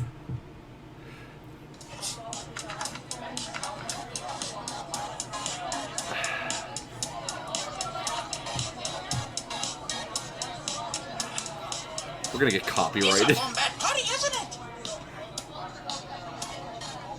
That's Hey! Where are we going? that's an awful Jar Jar Binks. It is, but it's not meant to be good. Visa Jar Jar Binks. Big celebrity. What's username? That's an awful Jar Jar Binks. I can't get past him. Oh, whoa! Well, that's okay if you don't want to say. It's really hard to do a Jar These are Jar like impression. the strong, silent types. But you've gotta loosen up a bit. Is that fucking Katy Perry's Friday? is. Oh my god. Yeah, there's a bunch of those, like, Try to run punch. what, walking into Jar Jar Binks' Slow GameStop? it down. Please stop this. No. I beg of you, There please. you Sado. Oh, you left a little bit in your glass. How'd that taste? Western cool? Ugh. Wow. You're going to hell, Eric. No shit for that. Wow. Please don't unsubscribe from this channel. I swear to God, we're not like this Oh all the my time. god, it's so fucking fun. Oh. It's... Yoda robs the ketamine factory to fuel his addiction. Dude, did I send you the fucking meme Run over people in my of, 1992 Toyota Did Camry, I- I will. Did I send you the Commit meme more of crimes. the Florida guy who dipped his hands in peanut butter Yeah, and fought, and like and punched his neighbor with a peanut allergy? It's like, do you want to poison your hands? Somebody was like, every time I read a Florida Man headline, I just like to think it's one guy living his best life. Oh, there was a video I saw the other day where a guy's like videotaping like this enclosure out back from his house or whatever, and he calls out like this name, and he makes like a little whistle noise, like it's a pet or something. Now I'm expecting like a dog or something. It's a fucking crocodile. It just comes like galloping out over the hill, and the cow looks at him, smiles, and he goes. And she gallops over to him like happy as can be. It is the funniest shit. Oh man. Oh my god. Oh, you know what? Steve Irwin didn't have nothing on that guy. Speaking of the Irwins, his daughter's pregnant. Yes, I Yeah. follow her on IG. So I follow her on Twitter. I was a huge Steve Irwin fan when I was a Yeah. kid. I would always watch every episode, and I actually wrote him when I was. Oh fuck! I would have had to have been 8, 9. Mm-hmm. I wrote him a letter. I didn't expect to get anything back. You know, shitty handwriting. and all Yeah. that. And I got back. It was weeks later because to Australia. And, Yeah, exactly. And like- there's probably a shit ton of fan mail. And all yeah. that. 3 weeks later, I come home from school, and my mom says, "You got something in the mail." And I said, "Oh, from who?" Because I'm 9. Yeah, She exactly. said, "Steve Irwin sent you something," and it was a box, not very big, but Yeah. a box. And I open it, and it was stickers and a couple, like a little 18 by 12 poster of him holding a baby crocodile and Oh, a handwritten letter back. Yeah. that's so cute. Yeah, it was a handwritten letter. It's like, "Hey, Greg, thanks for the letter. Nice to see another fan. It was many years ago. I forget what the rest of the letter said. And then at the very bottom, in pencil, or not pencil, pen, it's Steve Irwin. That's awesome. See, I remember. And then my parents lost it. Oh. See, I remember watching Steve Irwin Crocodile Hunter growing up, and I also remember watching the Jeff Corwin Experience. Jeff Corwin. Do you remember the Jeff Corwin Experience? Do. I remember. yes. I remember one day, my family used to sit down and watch that show all the time. It was back to back. And I remember one day they just didn't show a new episode, and I had no idea what was going on. I was like, "What's up? Why is there no Jeff Corwin on this week?" And it turns out that right around that time he had a stroke, so he had to take a break from filming while he recovered. And the last time I saw him was in an Advil commercial 6 years ago. Yeah. And he fully recovered from the stroke, but you can still tell there's a bit of the aftermath, because when he smiles at the end, it takes a second for the other side of his face to lift up. Dude, Tim Curry had a stroke. Yeah. That was a fucking scare. His is more visible, though. Oh, yeah. Steve Irwin's kids, Robert, Robert and Bindi. Robert, his daughter Bindi, and his wife Tari. Yep.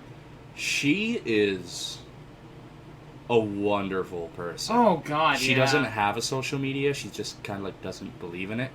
But it always breaks my heart when I reread the quote from one of the interviews that she said, like, there will never be another man like Steve. Yeah, and I don't think I could ever love a single person. Yeah, because it was a few years after he died, and she'd assumed control of the zoo, and they said, do you think that you'd eventually? And she said, no. I met the love of my life. I married him. We had 2 beautiful children. That's all I can ask for. His son is a spitting image of him, and some woman's gonna be a lucky woman when she marries Robert Irwin. Yeah, I remember when Bindi Chandler is his name. Chandler, that's it. Yeah, she announced her. No, wedding. Robert's Bindi's brother. husband. Wait. Robert Irwin is her brother. Chandler is her husband. Chandler is her husband, and that's right. Yeah, Robert is like a spitting image of Steve. Oh God, it's so fun.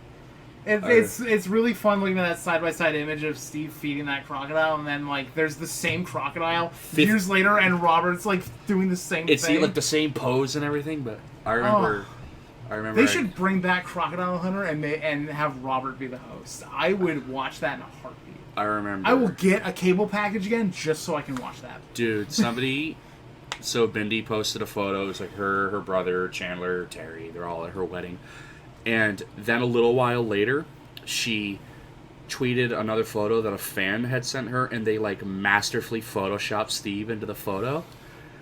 Yeah, and it looks like he's actually there. I remember the day my mom told me. Yeah. And because I was heartbroken. So was I. I mean, I was like 9 or so, and no, I was probably 10 at that point. I was like 10 years old, and Mom came to me and she said, "So you know Steve Irwin?" I'm like, "Yeah, what?" And she said, "He died." Yeah. And my first thought was like, did a crocodile finally get him, or did like a snake bite him? And she said a stingray actually stabbed him in the heart. And I remember being pissed at how he died. Because it doesn't seem like the way someone as badass as Steve Irwin would go. This dude picked up the most poisonous snakes on the planet, and he jumped on the back of prehistoric dinosaurs that weighed 5 times as much as him, and a fucking sea flap. Goddamn taser napkin. Taser napkin took him, and I remember seeing this one Tumblr post that someone wrote where it's like, do you think Steve Irwin would be mad at the stingray like when it finally dies, and they're just like, nah, man. Nah, fella, you were just defending yourself. You were just defending. I'm sorry I was in your area. It's my bad. I saw a post, and it was considered the Holy Trinity, and it was Mr. Rogers, Steve Irwin, and Bob Ross. Yeah. And one was love nature, love your neighbor, and love thyself. The Holy Trinity. See, I never watched Mr. Rogers' Neighborhood growing up because I didn't really watch a lot of PBS. Yeah. Most of the time we didn't have TV, and I was a kid. I was always in daycare. Yeah. For most of it. So when I finally got around to watching Mr. Rogers' Neighborhood was 2 years ago, and I remember just fucking crying. Yeah. I couldn't believe a man that pure once existed on this planet. So a man so pure and full of life and love and happiness just existed. He also read and wrote back to all of his fan mail. Yep. He would always explain it was something about feeding a fish. He would verbally like a deaf girl or something. A blind girl. A blind girl had her mom write a letter saying, "I never hear you say that you're feeding the fish, and I'm worried they're really hungry." So from then on, he always said, "Time to feed the fish." He also had a degree in music theory, so he wrote the intro to his own show. He also broke the color barrier. He broke the color barrier. Every single sweater was knitted by his mother, which is adorable. He invited a black police officer to dip his feet in the pool with him, thus breaking the color barrier. He saved PBS from getting its funding cut. Mm-hmm. He saved home video. He did. Like, Mr. And, Rogers did so much. Tom Cruise is playing him in Mr. Rogers in the movie. In the Mr. Rogers That's movie. like 3 Mr. Rogers things in just about as many years. Because there was a Mr. Rogers documentary, Won't You Be My Neighbor, which had Tom Hanks.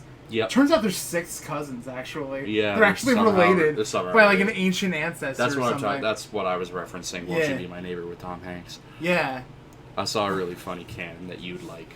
It was after Endgame, right. and somebody said, now that Steve has saved the world and he doesn't need to fight anymore, he's going to teach people how to be, like, nice and respectful and love each other. So he's not Captain America, he's Mr. Rogers. and Steve Rogers is Mr. Rogers.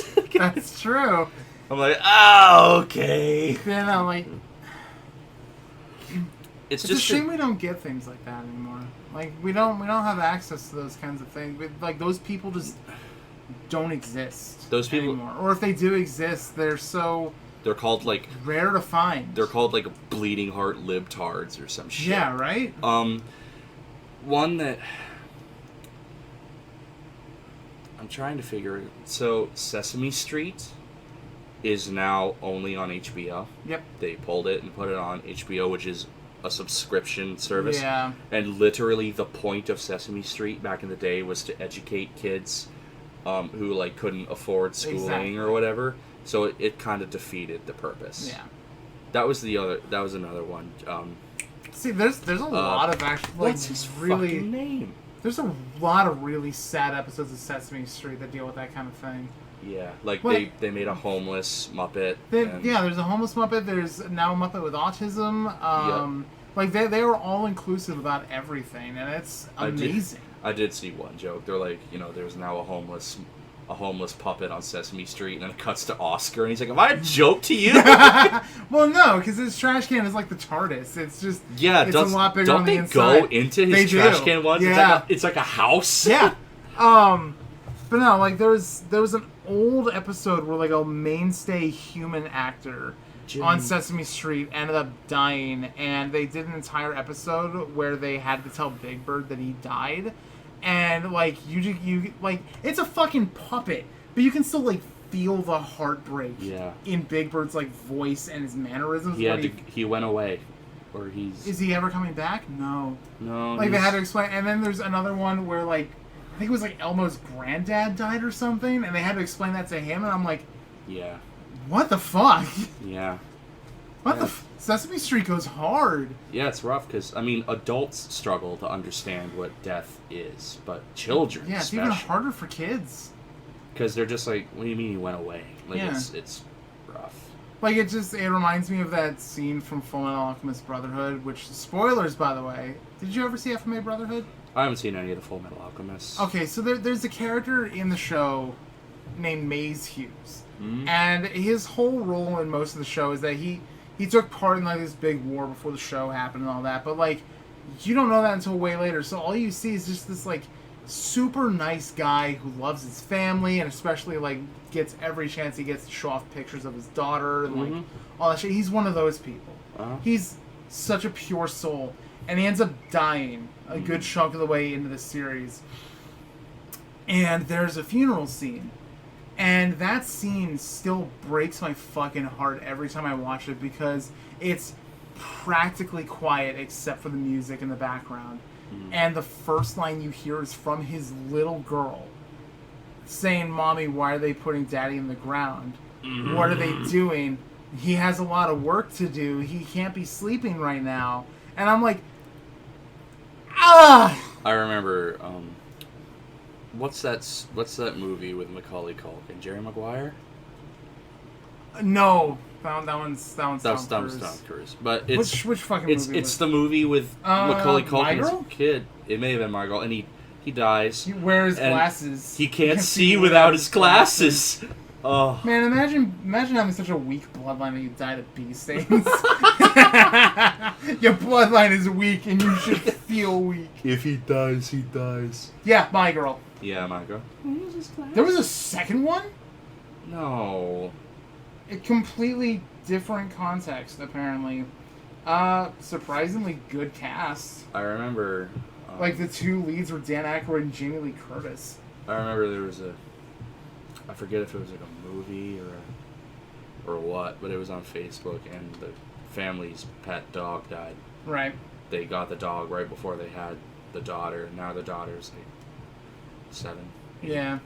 Old for a dog. Yeah. And dog passes away, and they tell the daughter, I forget the pet's name, forgive me, but our dog has he's passed away. He's died. And they said, "How do you feel about that?" And she said,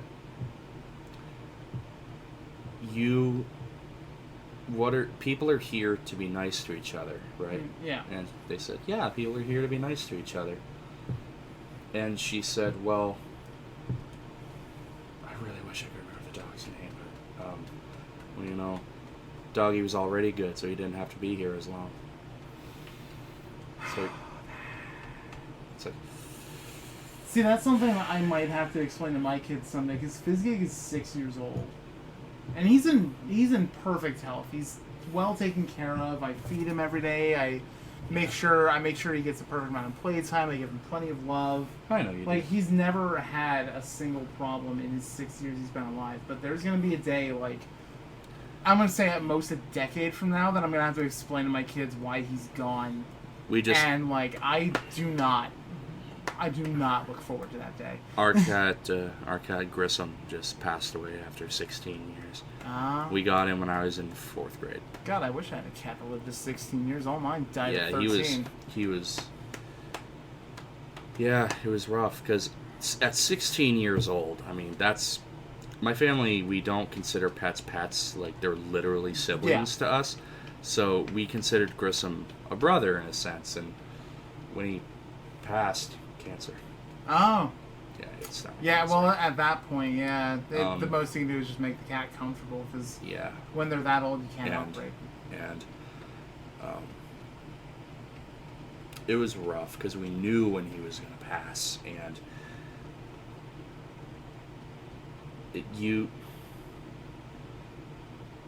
you're so used to them being there that you're not accustomed to it when they're not. And it was hard. Yeah. Really hard. So it also, that eventually, humans live a lot longer than dogs and cats. So when you bring home that puppy or that kitten, you're gonna outlive it. Exactly. And so you have to, prepare for that. And let me just say, I'm sure there's nobody that's going to disagree with me, but not on this point, but on a future point. I've seen snuff films before, just through, internet browsing. And, right, yeah. I can literally watch a human being get their head cut off, and it doesn't... I mean, it bothers me, but not, a horrible amount, because I genuinely just kind of think, fuck people. Yeah. If I... if you see somebody hurting an animal, though, that's... if I watch somebody get their head cut off, it's more or less whatever. Yeah. If I watch somebody, kick a cat, I will murder you. Oh, yeah, absolutely. I am not a violent person. I avoid conflict at literally all costs, just because humans are pieces of shit. Just because it's not programmed in me to be a fighter, even despite my size and whatnot. Yeah, I will fuck you up over a cat, because animals are innocent. Animals don't cheat on their significant other. Animals don't murder for nature. Yes, but nature finds with the wise words of Jeff Goldblum from Jurassic Park, life finds a way. And, you see those stories of the people who own a dog, but they just keep it chained in the backyard. Yeah, I never understood that. Or you brought this animal into your home, and you can't bother to give it the love and attention it so desperately needs. Yeah, or people, they don't feed their cats, or they move and they leave the dog in the house to starve to death or some shit, or they just leave the dog on the side of the road. It's right. It's you deserve to be penciled in for an immediate visit from the angel of death. Yeah. So, I've had Florida Man and crocodiles on my mind the whole time. You would what? I've had Florida Man and crocodiles on my mind the whole time. So I found a website that has 60 different Florida Man headlines. Some of these are absolute gems. All right, so number 1, Florida Man wears "fuck the police" shirt to court, wins case. Yeah. Yeah. Florida Man attacked during selfie with squirrel. Florida Man in "No seriously, I have drugs" t-shirt arrested for possession of drugs. Do stupid shit, pay the price. Again, I like to think this is just one guy living his best life. Florida Man suspected of using private plane to draw giant radar penis. Fuck yeah. There's a picture of it too. Hell yeah. Yeah. That's a shaft, baby. Florida Man charged with assault with a deadly weapon after throwing alligator through Wendy's drive-thru window. I saw that one. Florida Man steals a car, realizes a baby's in it, drops baby off safely, and makes his getaway. Florida Man's a weird man, but he's not going to harm a child. He has morals. Kind of. Florida cop claims Burger King put dirt on his food. Investigation reveals it was seasoning. Thousands of gun owners in Florida plan to shoot down Hurricane Irma. Dude, the Hurricane Irma memes. One was like, shoot at it. Another one was aim all our fans at it so it blows the other way. Kiss into the hurricane. Remember when the president said, hey, let's nuke a hurricane? Yeah. That happened. Florida Man gets tired of waiting at hospital, steals ambulance, drives home. Tries to rob GameStop while wearing transparent bag on his head.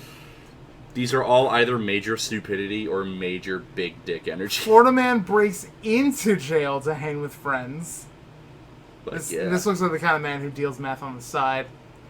Like, that's a side hustle. I know drug dealer doesn't have a look, but they all look like druggies. Yeah. Shitty beard, acne all over the face, maybe some pockmarks from using said drugs. Mm-hmm. You know, that kind of thing. Florida Man apparently painting anti-Hillary messages on Tampa Bay crabs. With one crab that's painted on says, "Hillary is a lying bitch."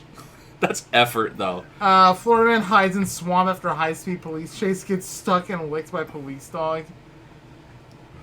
Man who tried to run to Bermuda in inflatable bubble rescued by Coast Guard again. Which means this has happened before. Probably multiple times. Again. What is in Bermuda that this man wants to find? He knows that the triangle is just an Illuminati plot. Florida Man denies drinking and driving, says he only swigged bourbon at stop signs. Technically, he's not drinking and driving. He can get out on a technicality. Man leaves job at Burger King, steals all their nuggets because fuck it. A Florida man arrested for assaulting girlfriend with fried chicken? Hell yeah. How do you do that? Florida man climbs on playground equipment to tell children where babies come from. Oh my god. That one's weird. Steals neighbor's peacock, gets chased by angry birds. Florida man manages to misspell school on warning sign twice. I get. Oh my god. I need to know how all of these started. Florida man stabs tourist despite having no arms. What the fuck? And a crippling drug addiction.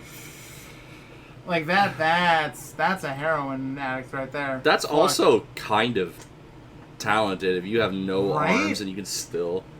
Florida man arrested for driving stolen vehicle while monkey cleans the chest. I love the fucking memes where it's like, stab victim's last words, what are you gonna do? Stab me? Yeah. Florida man ripped urinal from restaurant bathroom wall, ran away naked into woods. That's the most Florida man one I've heard so far. Pauses police chase to rehydrate with stolen Capri Sun, says smoking crack makes him thirsty.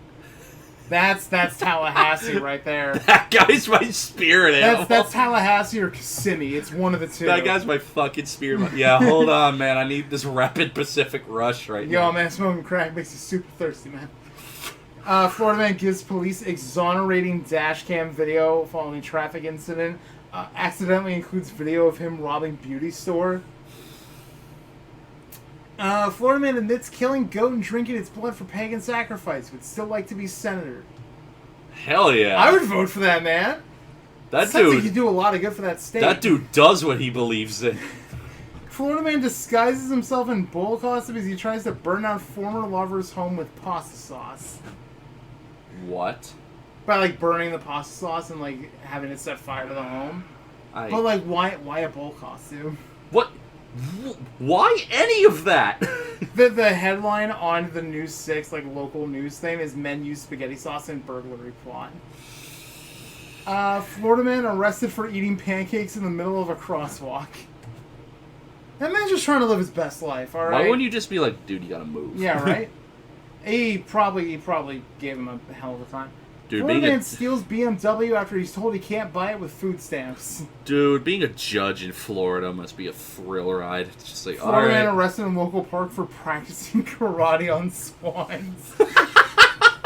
Yo, to be Yo, fair, fuck swans, Yo, to bro. be fair, the swans probably deserved it. Swans are bigger assholes than geese. Yeah, swans deserved it though.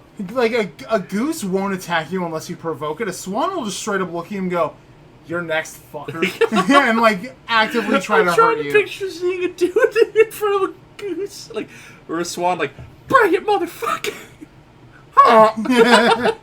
18-year-old Florida man arrested for posing as doctor and opening a fake doctor's office. Oh my god. Says he danced on patrol car in order to escape vampires. Kicked out of Trump rally for wearing a penis on his head. That guy's.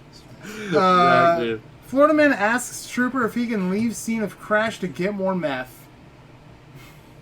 Priorities. I read about one where it was a guy who bought cocaine and then he brought it to cops and he said, "Hey, can you test this to see if it's real?" Florida man pulls out plastic badge and tells speedy motorcyclist, "I the police." I the police. I the police.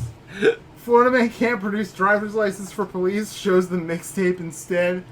Hell yeah. Hell yeah! That shit's fire. Florida man wearing mop on his head terrifies neighbors with demands for eggs. I must consume the eggs. Florida man drives date to sports bar on stolen Walmart mobility scooter. That's rolling right Yeah, there. right? Like, fuck, dude. Get in the basket, babe.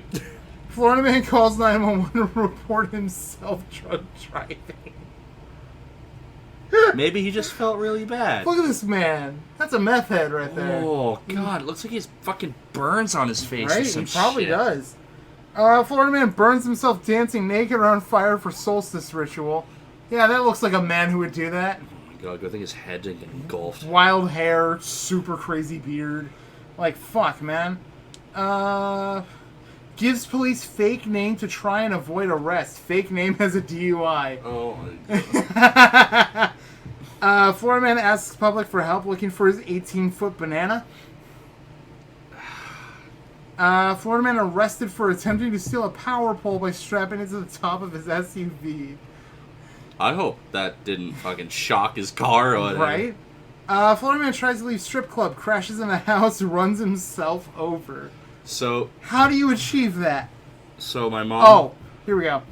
Police in Florida are searching for a man who was allegedly leaving a strip club when he fell out of his truck and ran over his own legs. His truck then crashed into a duplex. Well, he's just stupid. Right? That's not. So my mom has a friend. His nickname is Sketch. It's not his real name, so I can say it. She had a British friend named Sketch. She met him through like those old school like Omegle or Jet Roulettes or whatever. Yeah. And he. And so mom's like, "So what's it like living in England?" And he goes, "Oh, it's fun. I mean, you see Big Ben 15 times a day and it gets a little boring." But Yeah. and then my mom's like, "Do you have any crazy stories?" And he's like, "I got drunk and fell asleep in the wrong house once." And so she's like, "What?" And he's like, "Yeah, I was coming home from the pub and he lived in one of those like cul-de-sacs where all the houses kind of looked alike, and he was shithoused. And so he walked in, fell asleep, woke up, and he was in a bedroom that he didn't recognize. It was, apparently this house is like guest bedroom. And he walks down the stairs, and there's a family eating breakfast. And he just looks at them, and they look at him. And he's like, "Wrong house?" And they're like, "Wrong house." Oh god, here we go. Florida man in tutu breaks into farmer's market to consume fruit and soda. I'm thinking about Ace Ventura during the during when he's in the insane tutu. asylum. The insane asylum. He's wearing the tutu. Put me in, coach. I can play. Florida man arrested for illegal ride on manatee. Florida man calls 911 to report lack of vodka. Look at that man. Of vodka. He's a Slav. Slav living in Florida. He's a slob. Florida man filmed stealing dozens of pigeons while wearing a trash bag and bucket on his head. Wow. How do you even get close enough? Right? Like, Florida man steals bees because he thought they were abandoned.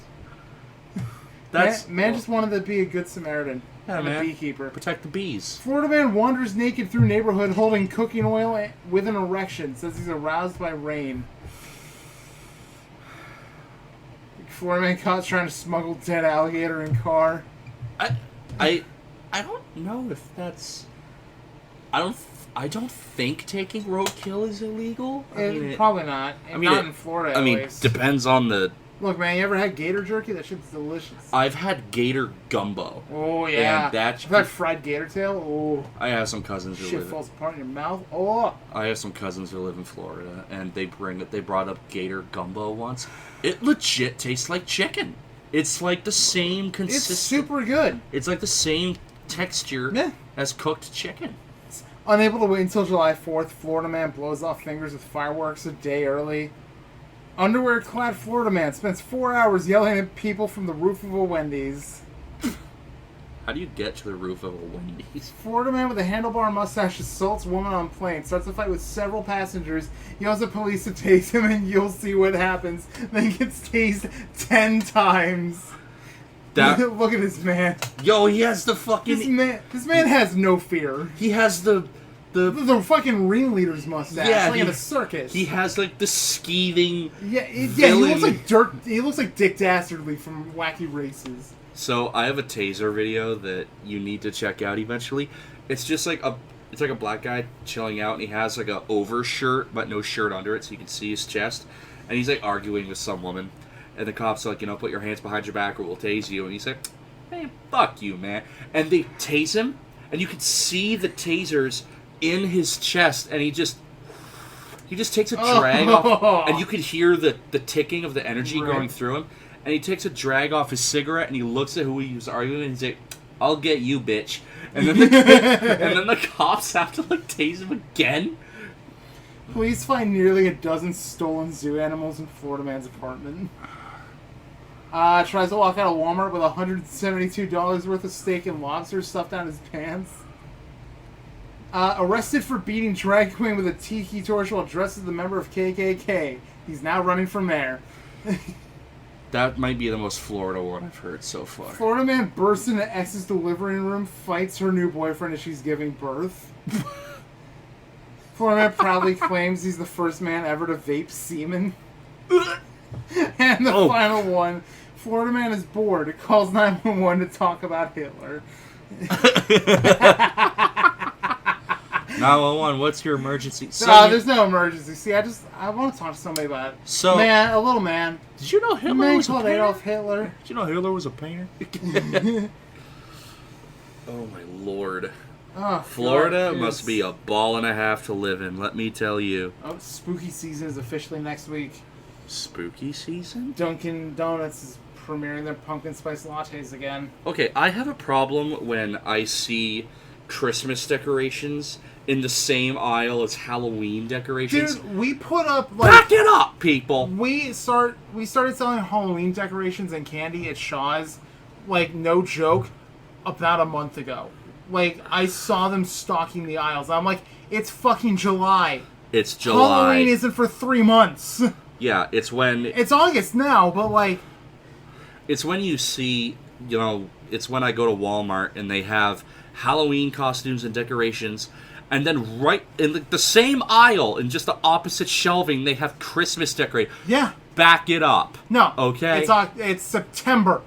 Halloween isn't even here yet. Yeah, it's not even Halloween yet. Back it the fuck up. Right? Like, I get it. People want to buy their decorations early, but guess what? You have an entire 2 months until Christmas. You have November, and you have most of December. Oh my god. Start putting up the Christmas shit then. Like, I don't... Black Friday, fine, whatever. Who gives a shit? Black Friday's canceled this year. It is. There's so many people that are going to get pissed off about that. Oh my god, it's ridiculous. It is, but... I think Lord. Walmart has reached a point where they opened their stores for Black Friday 2 days before Black Friday. Uh-huh. Like, people skip Thanksgiving for this shit. It was Thanksgiving Eve, yeah. I'm like, no! Thanksgiving's a time for family. Spend it with your family. The deals can wait. Dude, nobody gives a shit about Thanksgiving, which is the problem. Yeah. Because Halloween... I mean, I get it. There's a lot of things about Thanksgiving that probably shouldn't be celebrated. Like, it's steeped in genocide and shit like that. I get that. Fuck Columbus. I don't understand Yeah, why. right? But, like, here's the thing. I like Thanksgiving because I like going to my mom's house on Thanksgiving and Christmas and having just this fucking buffet of food that I can just stuff my fat fucking face with and, like, take home 3 days worth of leftovers. Yeah, same. I go because I like to see my family. Yeah, I'm balls deep in those deviled eggs, but... Oh, hell yeah. I get If I still had a girlfriend, I'd be sleeping on the couch that night. Yeah, it's just... the meal's Shouldn't not... have eaten all those deviled eggs. Fuck you, I'll do what I want. The meal's not over when you're full. It's over when you hate yourself. Which is usually about 3 plates in. 3 plates in, yeah. It's the same as the Chinese buffet. My mom will always reserve the turkey legs for me because she knows that's my favorite thing to eat. Because I don't like white meat. I don't like white meat on turkey because I think it's way too dry. I don't like white meat on chicken because it's also way too dry. Like, the only exception I will take... I gotta stand up for a minute. I don't know who you've been eating. I don't know whose chicken you've been eating. I've had some moist-ass white meat. I mean, my mom makes some great chicken, but, like, it's still too dry. White meat is still way, way too dry for me to actually enjoy properly. And, like, the only exception I have ever had is fried and rotisserie chicken. At any given point. Yeah. That's true. But, yeah, nobody gives a shit about Thanksgiving now. It's just, we go from Halloween, spoopy, spectacular time. And then the second Halloween's over, November 1st, Christmas! Yay! So, my buddy Trevor, I found out the other day, actually doesn't like Christmas, like, at all. Cringe. Is right. So, like, I'm kind of trying to make a plan with the rest of my friend group from work to have a day where we all hang out and do nothing but watch Christmas movies in our pajamas with like hot cocoa and shit. Yeah. And and we'll force him to sit down and watch those movies with us. And he can be a total Grinch about it all he likes, but we're gonna have fucking fun. We're gonna watch fucking Gremlins and Nightmare Before Christmas and Die Hard and like. Gremlins is a Christmas movie? Oh yeah, dude. I haven't seen it, so I don't. Yeah, Gremlins takes place I think like a week before Christmas. Oh.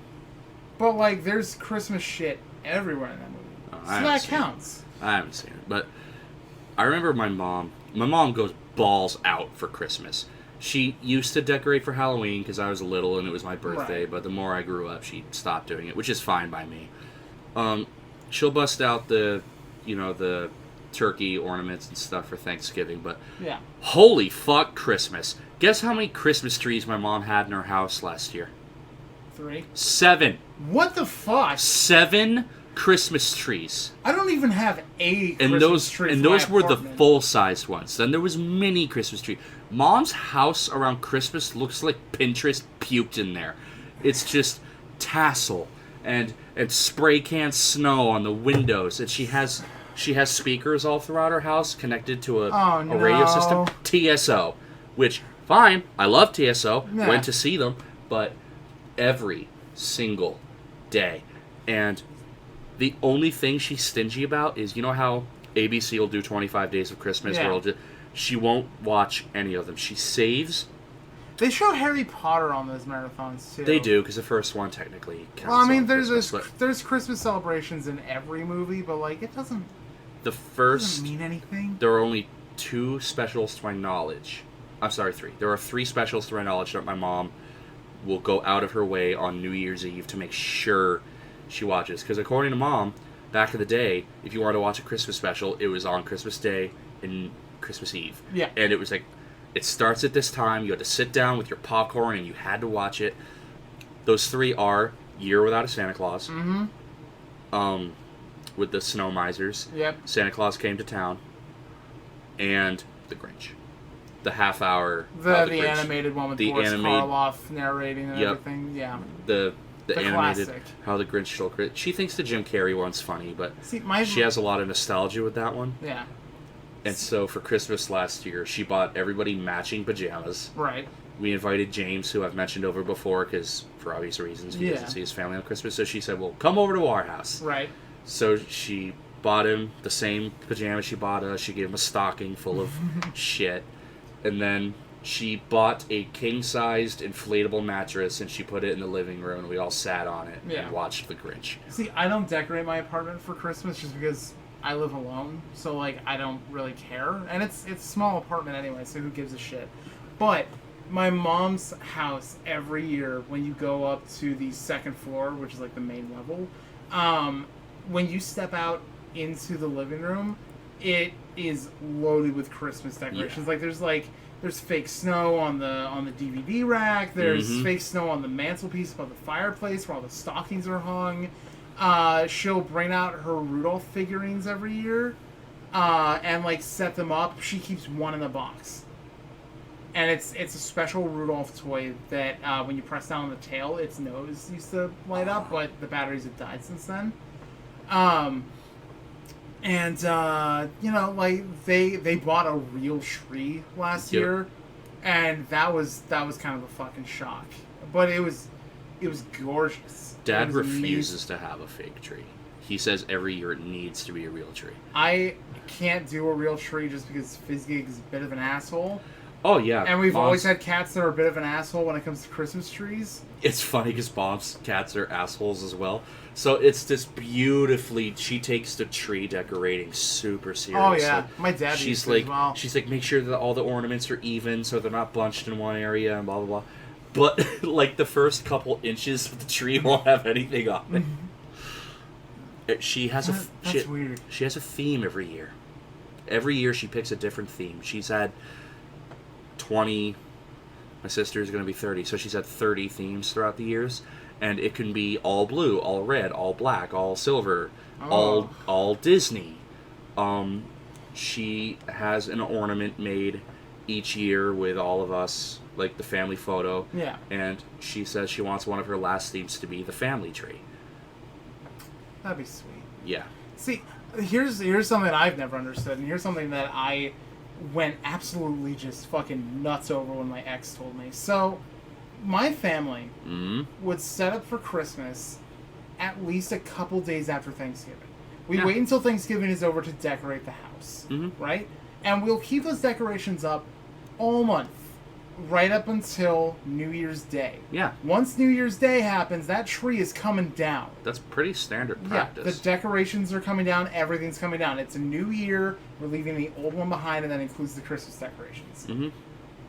I remember the first time I went to my ex's house. It was mid-April, and they still had their Christmas decorations up. And I looked her dead in the eyes, I was like, why the fuck? It's April. Why do you have your Christmas decorations up still? And she was like, my mom really likes Christmas. And I'm like, it's April. Yeah. Take that shit down. Yeah, there's certain places where if you leave your lights up and stuff, after a certain amount of time, they like fine you. Yeah. To take them down. And so, you know, I've never understood keeping your Christmas decorations up after New Year's. That makes no sense. From November 25th to January 1st. That is the perfect time and the perfect... I don't even listen to Christmas music unless I'm at work. But I personally don't listen to Christmas music until December 1st. And then after Christmas, December 26th, I stop listening to Christmas music for the rest of the next year. Every year, Mom would play TSO. Every year, she would play Alvin the Chipmunk's Christmas album. Oh, that's disgusting. Like, nowadays, it's a little cringy, but back then we were kids and we loved it. Yeah. Every country singer's Christmas album ever. Mariah Carey's All I Want for Christmas. Of course that one. Fuck that song and fuck her for making it. What do you mean, fuck that song? I hate that song. It's a classic. It's a classic piece of shit. I hate that song. You know who wrote that song? Do you know who wrote that fucking abomination of a song? No idea. Dee Snider from Twisted Sister. Good. I will never forgive him. Good. That is the first song on my Christmas playlist on Spotify. And then the rest of it is loaded to the gills with classic crooner Christmas songs from like Bing Crosby, Frank Sinatra, Count Basie. And that's fine. Like that is my Christmas playlist with some exceptions. I do have... Don't play It's Cold Outside. No, God no, that's not even on there. Well, I was making a joke. You were serious about it. Oh. No, I refuse to play that song. Yeah. But yeah, I've got like, fucking Santa Baby by Eartha Kitt. The only good version of that song ever. I will take down no the substitutes. chimney tonight. Yeah, Bing Crosby, some TSO. I have some Pentatonics on there. Last Christmas by Wham. I finally found the theme to National Lampoon's Christmas Vacation after so many years, so that's on there. Burl Ives, even. The classic Have a Holly Jolly Christmas. Like, I remember having Year Without a Santa Claus is my favorite Christmas special, just because I radiate with Snow Miser. The brothers Snow Miser and Heat Miser. I'm Mr. White Christmas. I'm Mr. Snow. I'm Mr. Icicle. I'm Mr. Ten Below. And then Heat Miser, the fat asshole. I love Heat Miser. Of course you do. I'm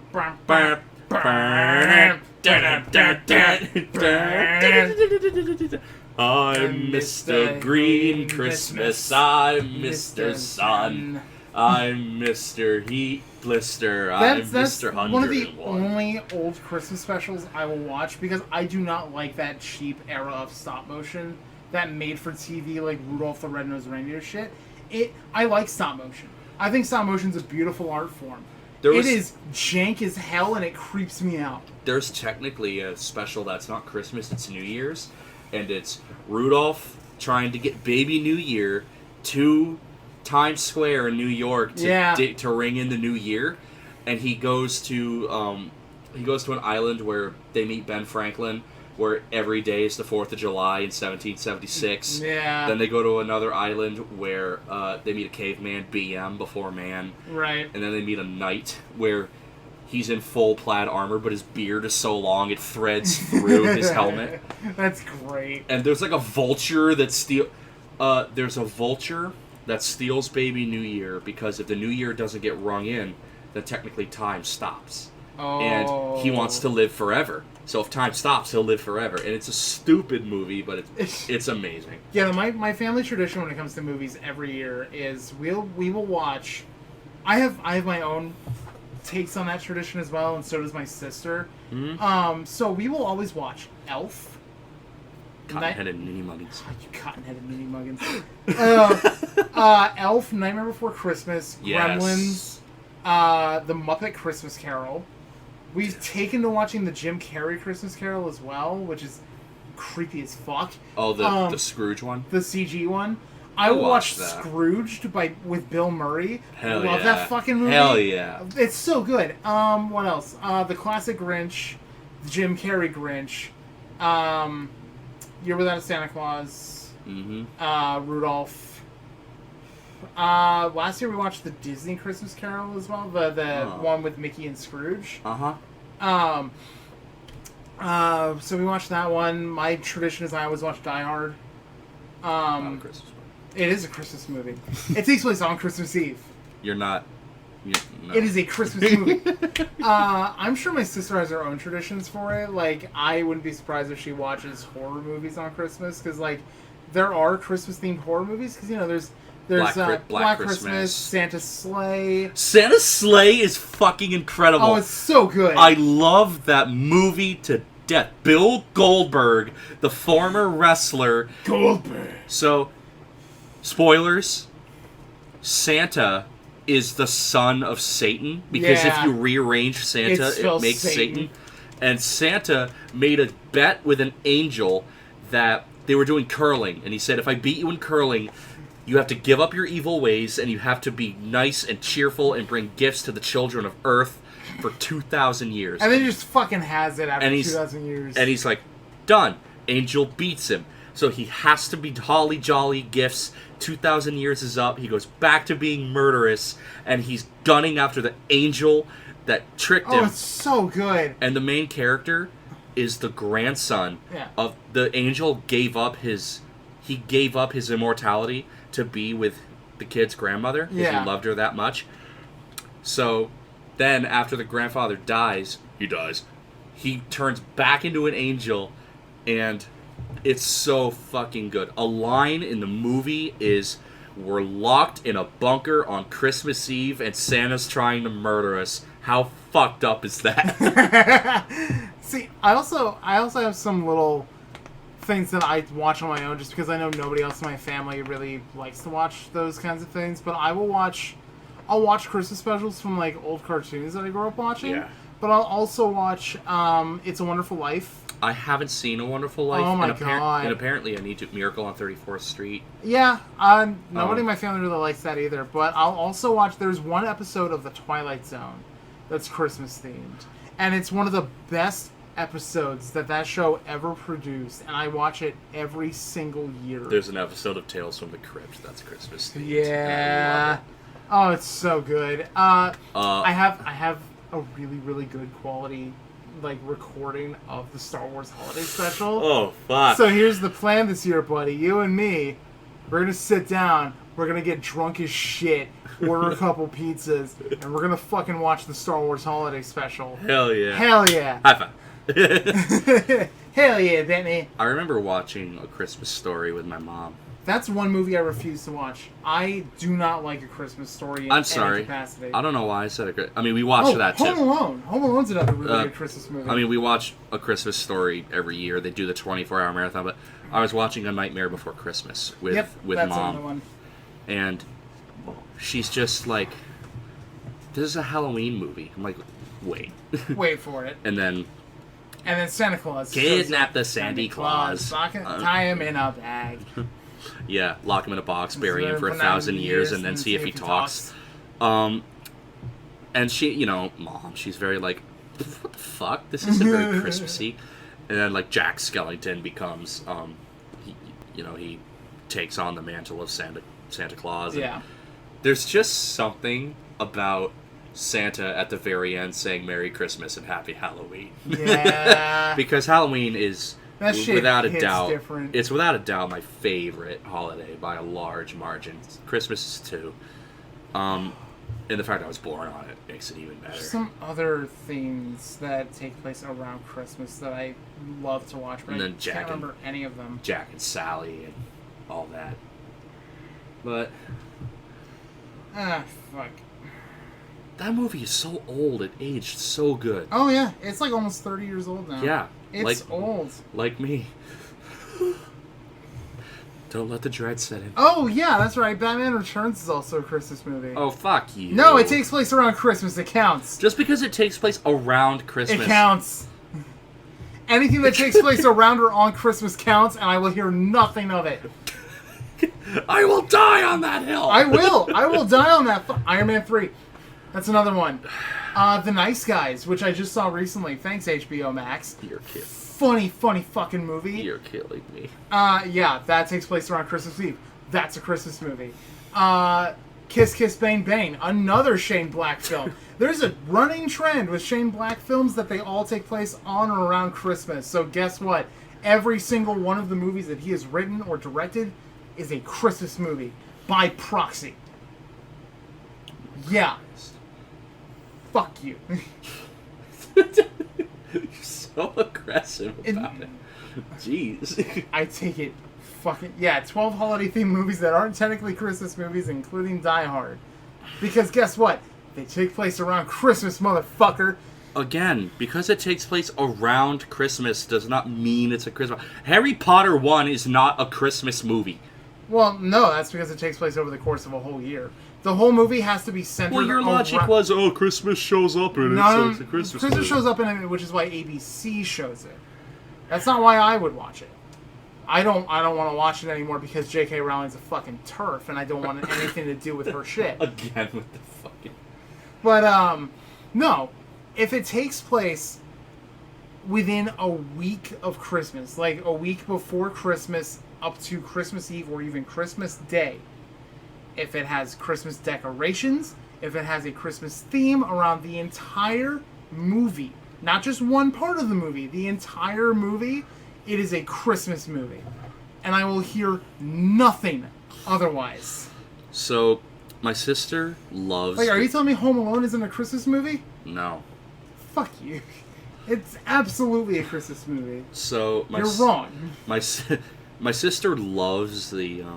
Lethal Weapon. That's a Christmas movie. My sister loves the Jim Carrey Grinch movie. Right. Because she just radiates with him like, the presents, they'll be destroyed. And I care! What is the deal?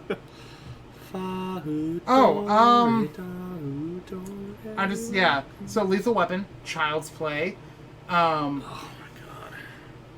It takes place around Christmas. I like that movie, and it's not a Christmas It's movie. a Christmas movie. I will hear nothing otherwise. Yes, massa. Sorry, massa.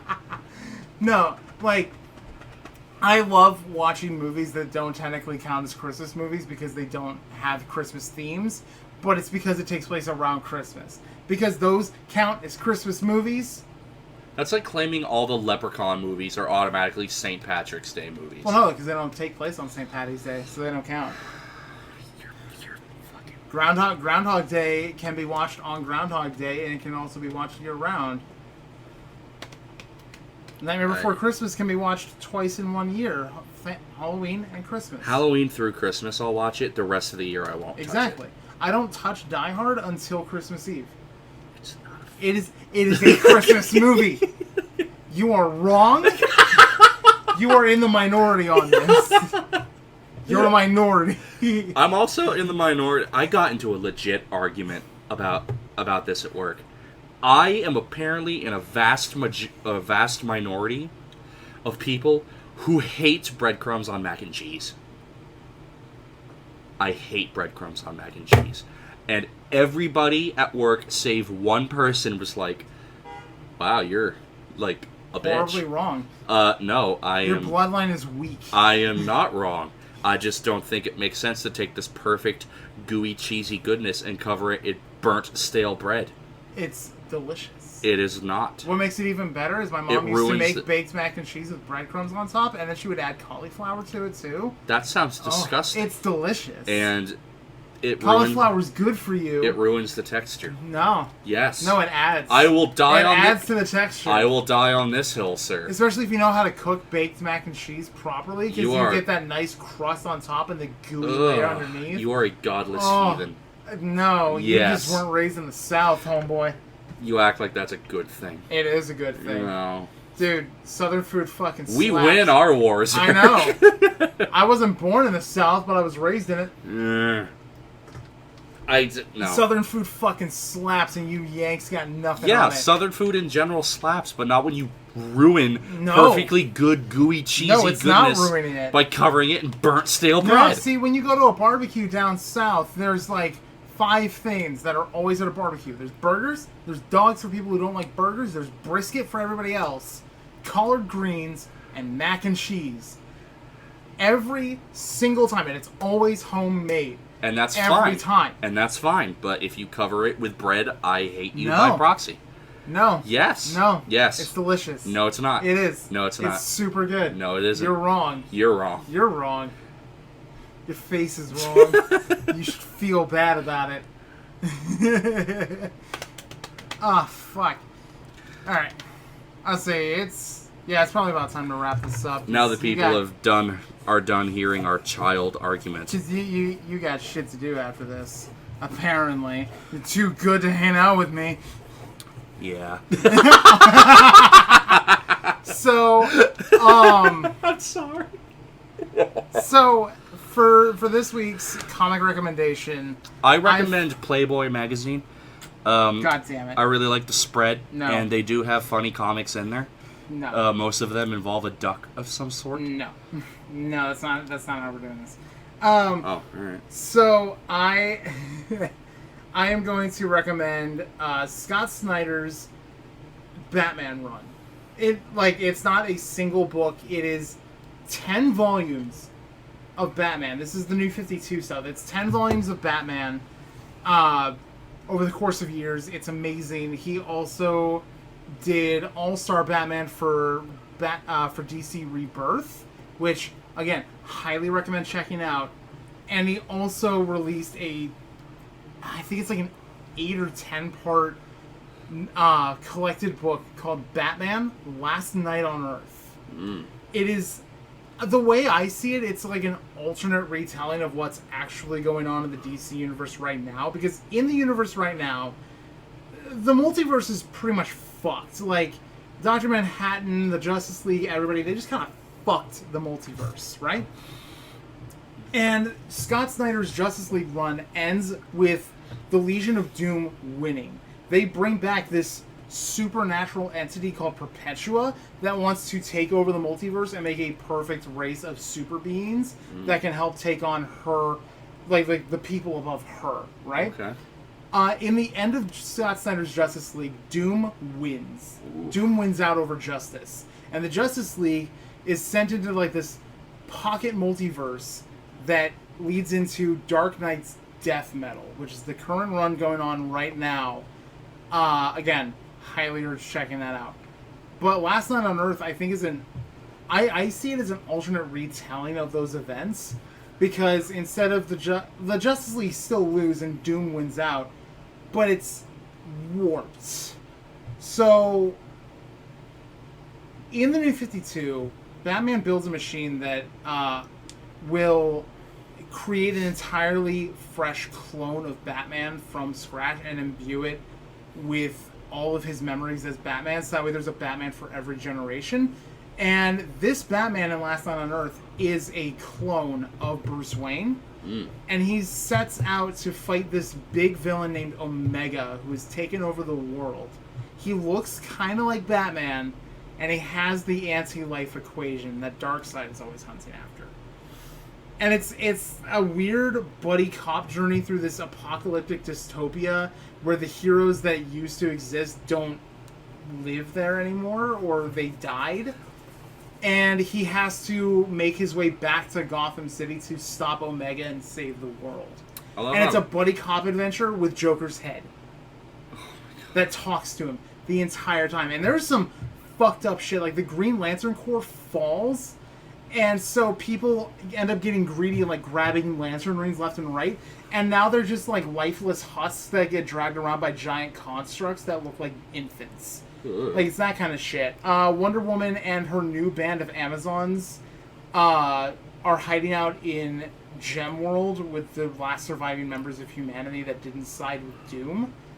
And they end up going into the underworld because they made a deal with Hades to live in their own little section of Hades. Jeez. And it's all that kind of shit. There's freak Speed Force storms that take out most of the Midwest, and it's because all the speedsters in the DC universe like merge together and are in constant pain and agony.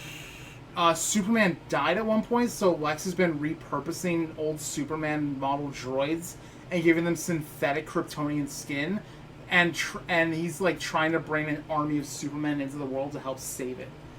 Like, it's fucked up shit like that. Most of the Midwest. Lex Luthor making Superman. That's a new one. Isn't it weird? It's super fascinating. It's like the biggest culmination of Scott Snyder's entire run of Batman and everything he's done, and it's worth checking out. Like, all of his Batman stuff, everything involved with Batman that Scott Snyder has written, I highly urge checking out. It is some of the best writing, best character development, best art I've seen in a Batman book in a long time. It is fucking fantastic. Well, there you go. So yeah, read Scott Snyder's Batman. And Playboy. You can read Playboy if you want. So with that being said, that is the end of our session this week. Again, you can follow me on Twitter. I will have a link in the description. I'll give constant updates about the status of the podcast when new episodes are out. You can see me rant about nerdy shit all day, like that kind of thing. It's a fun little time. And with that, I guess we're signing off for now. All right, this has been Greg Tittles Muzzy, and Eric the Law Warden. Signing off. Signing off.